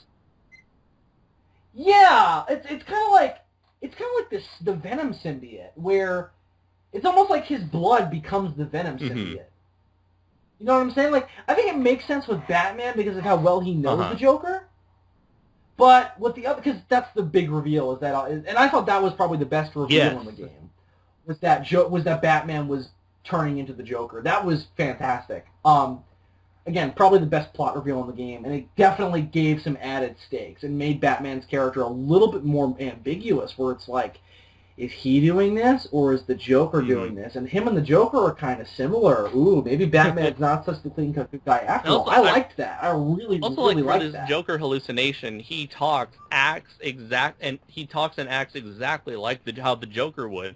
So you gotta wonder just how crazy Batman would have to be to know Joker so well that his mind alone is able to create a perfect replication of the Joker. And I like that they're clear about that. That's not it's not like the Joker has somehow made his way into Batman's head. They sort of play it off that way, like the Joker's mind was somehow put into Batman, a la Batman Beyond Return of the Joker, where his brain was in a computer chip. But it's not really like that. It's basically just his blood is giving him Joker's personality, and the fear toxin is making him see the Joker. Does it make sense? Fuck no. But does it work for the story? Definitely. How does he get infected with Joker's blood again? Joker kidnaps him, puts his blood into him, and then so that way he and Joker will he'll find a cure more quickly because it's killing him. I thought that he had a cure that got rid of that by the end of Arkham City. Ooh, that's a good point. Okay, no, it's not going to kill him, though. But the blood still got into him. So it's like two different symptoms where it's like it kills you, number one. I think it cured the disease that Joker had. But it didn't cure... the psychological repercussions? Yeah, exactly. It didn't drive him insane. Because I think you could argue that the Joker was even crazier in Arkham City than he was in the other games. So I thought that was kind of the idea. It doesn't make any fucking sense. They give it some bullshit fucking disease that, like, apparently it's a real disease that this is, like, based off of, but it's mutated. But I'm like, that can't possibly work because these people had no idea who the Joker was, like, on a personal level prior to this.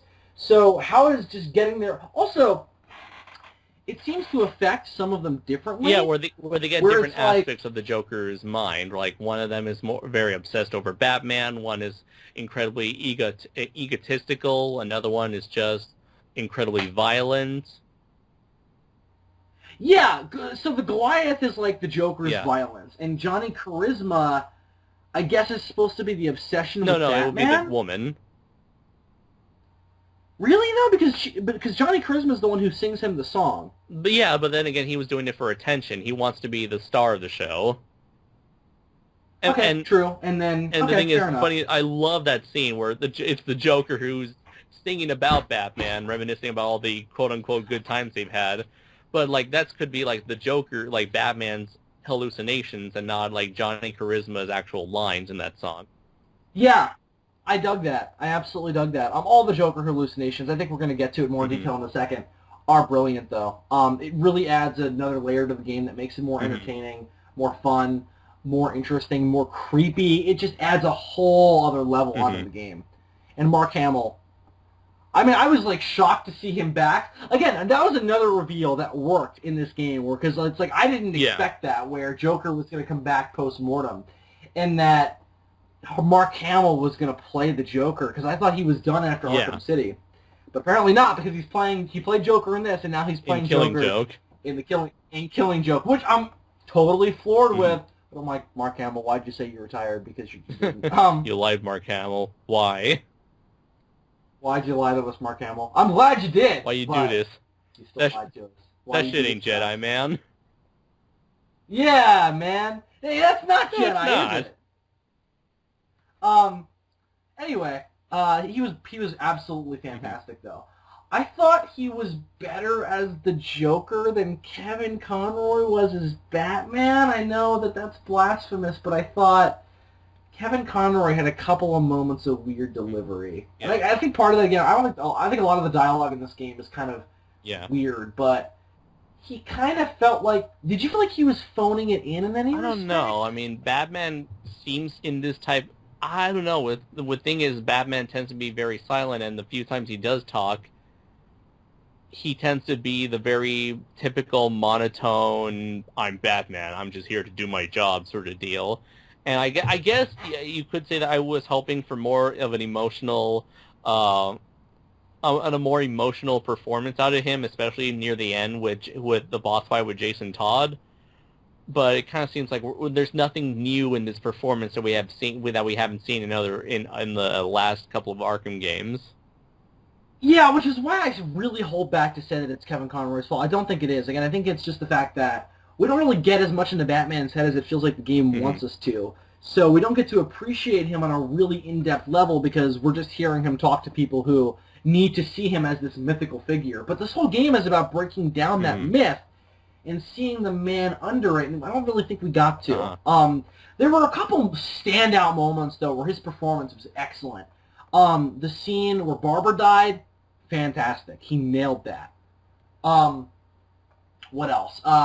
When he takes off his mask in front of Hush, nailed that. I liked that we kind of got to see Batman kind of turn back into a kid for a second, where he's like, "It's me, Tommy." I thought that was great.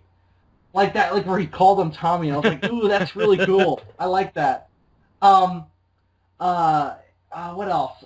He had a bunch of good moments, but I just thought that overall, you're right. I think it's more that his performance is just too precisely the same as to what it was in the other games, and I'm getting kind of bored of it. But I don't think that's his fault. I think that's the script's fault.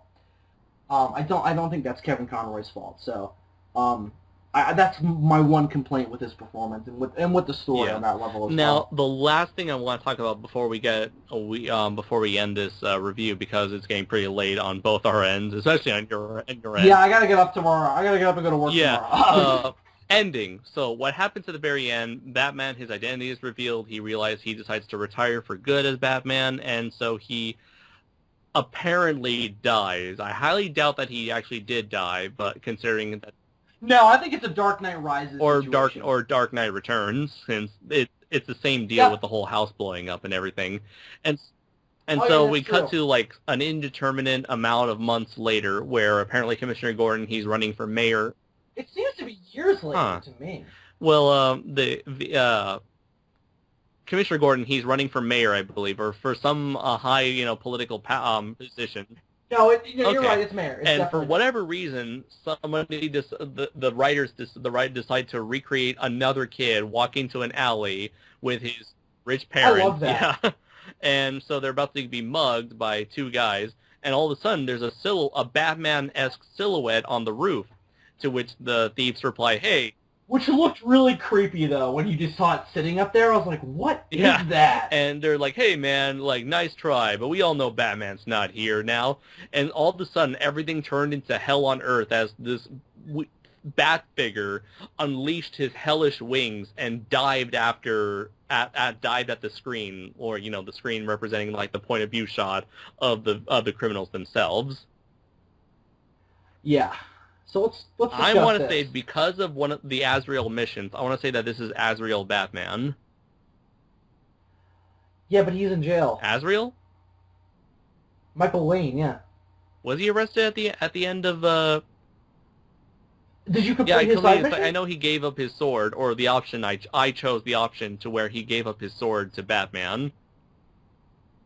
Oh, I forgot that there were multiple decisions. So you didn't bring him to jail? No, I guess there's two instances where I guess there's an option for Azrael to either give in to his secret mission to kill Batman, or to give up his mission and give his sword to Batman.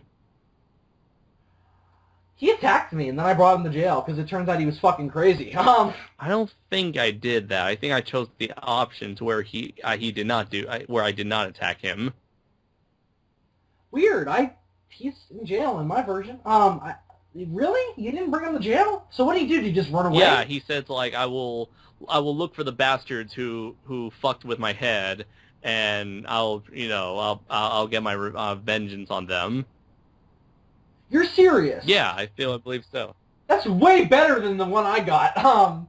Because he's just a two-dimensional villain in my version. With him, it's like with my version, like he had like a very deep struggle to believe, like he was led to believe that with what is it called, the Order of Saint Dumas, that was like the perfect way to live, and that he was meant to go on this holy mission to be worthy of the mantle of the Batman, only to learn that everything that he has learned about from the Order of Saint Dumas has been artificial, or it's been a lie, and it's time for him to get his own freedom and to live by his own code, to free himself and gain independence and free will again. Yeah, and they changed it a little bit, because I don't know if Michael Lane ever took up the identity of Azrael in the comics. The only Azrael that I'm familiar with is John Valley, who was Azrael in Nightfall.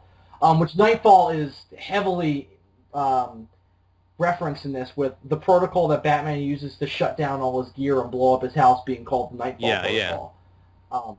So I thought that was nice. But yeah, no, I brought him to jail, and he was like, "Fuck you, Batman! I'm evil." He definitely was not evil in my version.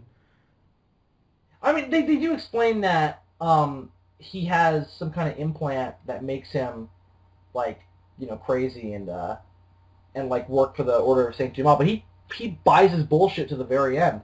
But I would totally buy it if it was Azrael in your version. It makes way more sense than right now. I'm reading the Arkham wiki. Batman lets him take his sword and give him the choice to kill him or not. If he decides to kill Batman, he will be knocked out and imprisoned in the GCPD lockup by Batman. If Azrael comes to his senses, he breaks his sword and makes amends with Batman before vowing that the Order will pay for what they have done to him. Why did I get the shittier ending? Because you chose to attack Batman? But I didn't choose anything. He fucking swung a sword at me. What was I supposed to do? I don't know. I swore I made a choice. I did too, but I forget. I don't know what I did differently than you. I don't remember. Because I didn't do that in the Game Plus mode. I just played right through. So I don't know. Maybe I'll try and do it differently next time. So yeah, so either way, apparently either it's Bruce Wayne in a new sort of bat suit, or no, there's no way he's done. Maybe he's just hanging out in some, like, what was it, French or Italian restaurant with Catwoman. Yeah, he's at an Italian. Yeah, exactly. He's sitting there. Alfred's like, "Hey, Master Bruce." He just waits. He just goes to visit that restaurant every single day of the year until Alfred happens to stop on by. Man, I hated that ending of Dark Knight Rises for that reason. I'm like, this doesn't make any sense. How did Because you know? he's Batman. You would have had to call him and be like, "Yo, Alfred, I'm at the restaurant." So yeah, I guess it looks like we may be having a new Batman. Do you think we'll be getting an Arkham 5? If so, it's going to be Batman Beyond, and I would Well, like that. especially since The problem with doing Batman Beyond in this universe is that you can't make him the same character. I guess not. I mean, because Bruce Wayne's supposed to be dead, at least in the. I mean, maybe he trains him in secret, which I guess that would work. That'd be cool. It is possible that it could be Batman Beyond after all. One of the unlockable skins, which was recently added to the PlayStation Store, which was previously a Steam exclusive, was an Arkham version of the Batman Beyond costume. Which looks like shit, by the way. Yeah, I'm not a fan of I think it looks. I don't like the the abundance of extra detail on it. I think it looks. I think the one they had in Arkham City was fine. Yeah. What else? Oh yeah, I think the one thing that bothered me, the gameplay-wise, I forgot to mention, so I'm bringing it up at the last minute. I wish we could play as the other characters in this open-world environment. Yeah, that would have been nice. Yeah, I mean, Catwoman has proven that she's capable of doing almost everything that Batman can in a big environment. Robin, he can glide. Nightwing, he doesn't glide, but I suppose he can be like Catwoman and just jump all over the place. Yeah, Robin glides. It'd be very easy, I think, to have them be able to jump around the city. I mean, they have to do it anyway because they're Batman characters. That's what they do. I suppose maybe the developers thought that they should not have access. All three characters should not have access to the Batmobile, and as a result, maybe they didn't want the player to feel bored playing as these characters who can't easily go from one location to the other without the Batmobile. Oh, okay. Because the area is so expansive.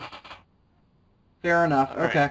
I guess that makes sense, in that it doesn't at all. No, I'm kidding. It looks like we have finally come to the end of our Batman Arkham Knight review. Thank you so much, Bill, for joining me for the very first time here on this channel.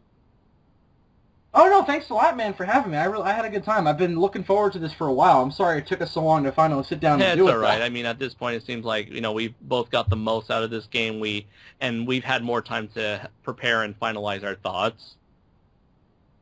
Sure, definitely. I'm happy that this turned out so well. And so, where can people find you, Bill? They can find me at your local bar, trying not to end my life. Anyway, no, that was dark. JK.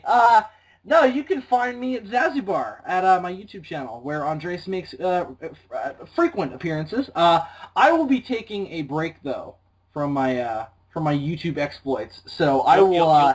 You'll be having your own Nightfall protocol. You're gonna I'm gonna do my own Nightfall protocol. I don't know how on the internet, but you're gonna blow up your. I'll blow up my laptop. You're blow up your YouTube channel. Yeah, and it's just a flaming Z. Yeah, I totally have the time, patience, and also charisma to pull something like that off. Even though I'll be back in probably a month. You can subscribe to me if you want. I do videos every now and then. I just posted a mostly non-spoiler review of the new Fantastic Four movie, which Andres and I discussed before reviewing this game. So we have some very strong opinions. It was just me, but yeah, you can go listen to that if you want to hear me rant. There's a lot of that in that review. Yeah, go ahead and subscribe to me there. And you can also check out my review for Godzilla vs. King Ghidorah, which I uploaded recently. And by the time this comes out, I will also have uploaded my compilation review that Pete and I did, where we cover Ant-Man, Pixels, and Phantom 4 Stick all in one sitting. So yeah, give it a look. So thank you everybody for joining us in my very second video game review. Hope you've enjoyed it, and until next time, everybody, take care. Bye, everyone.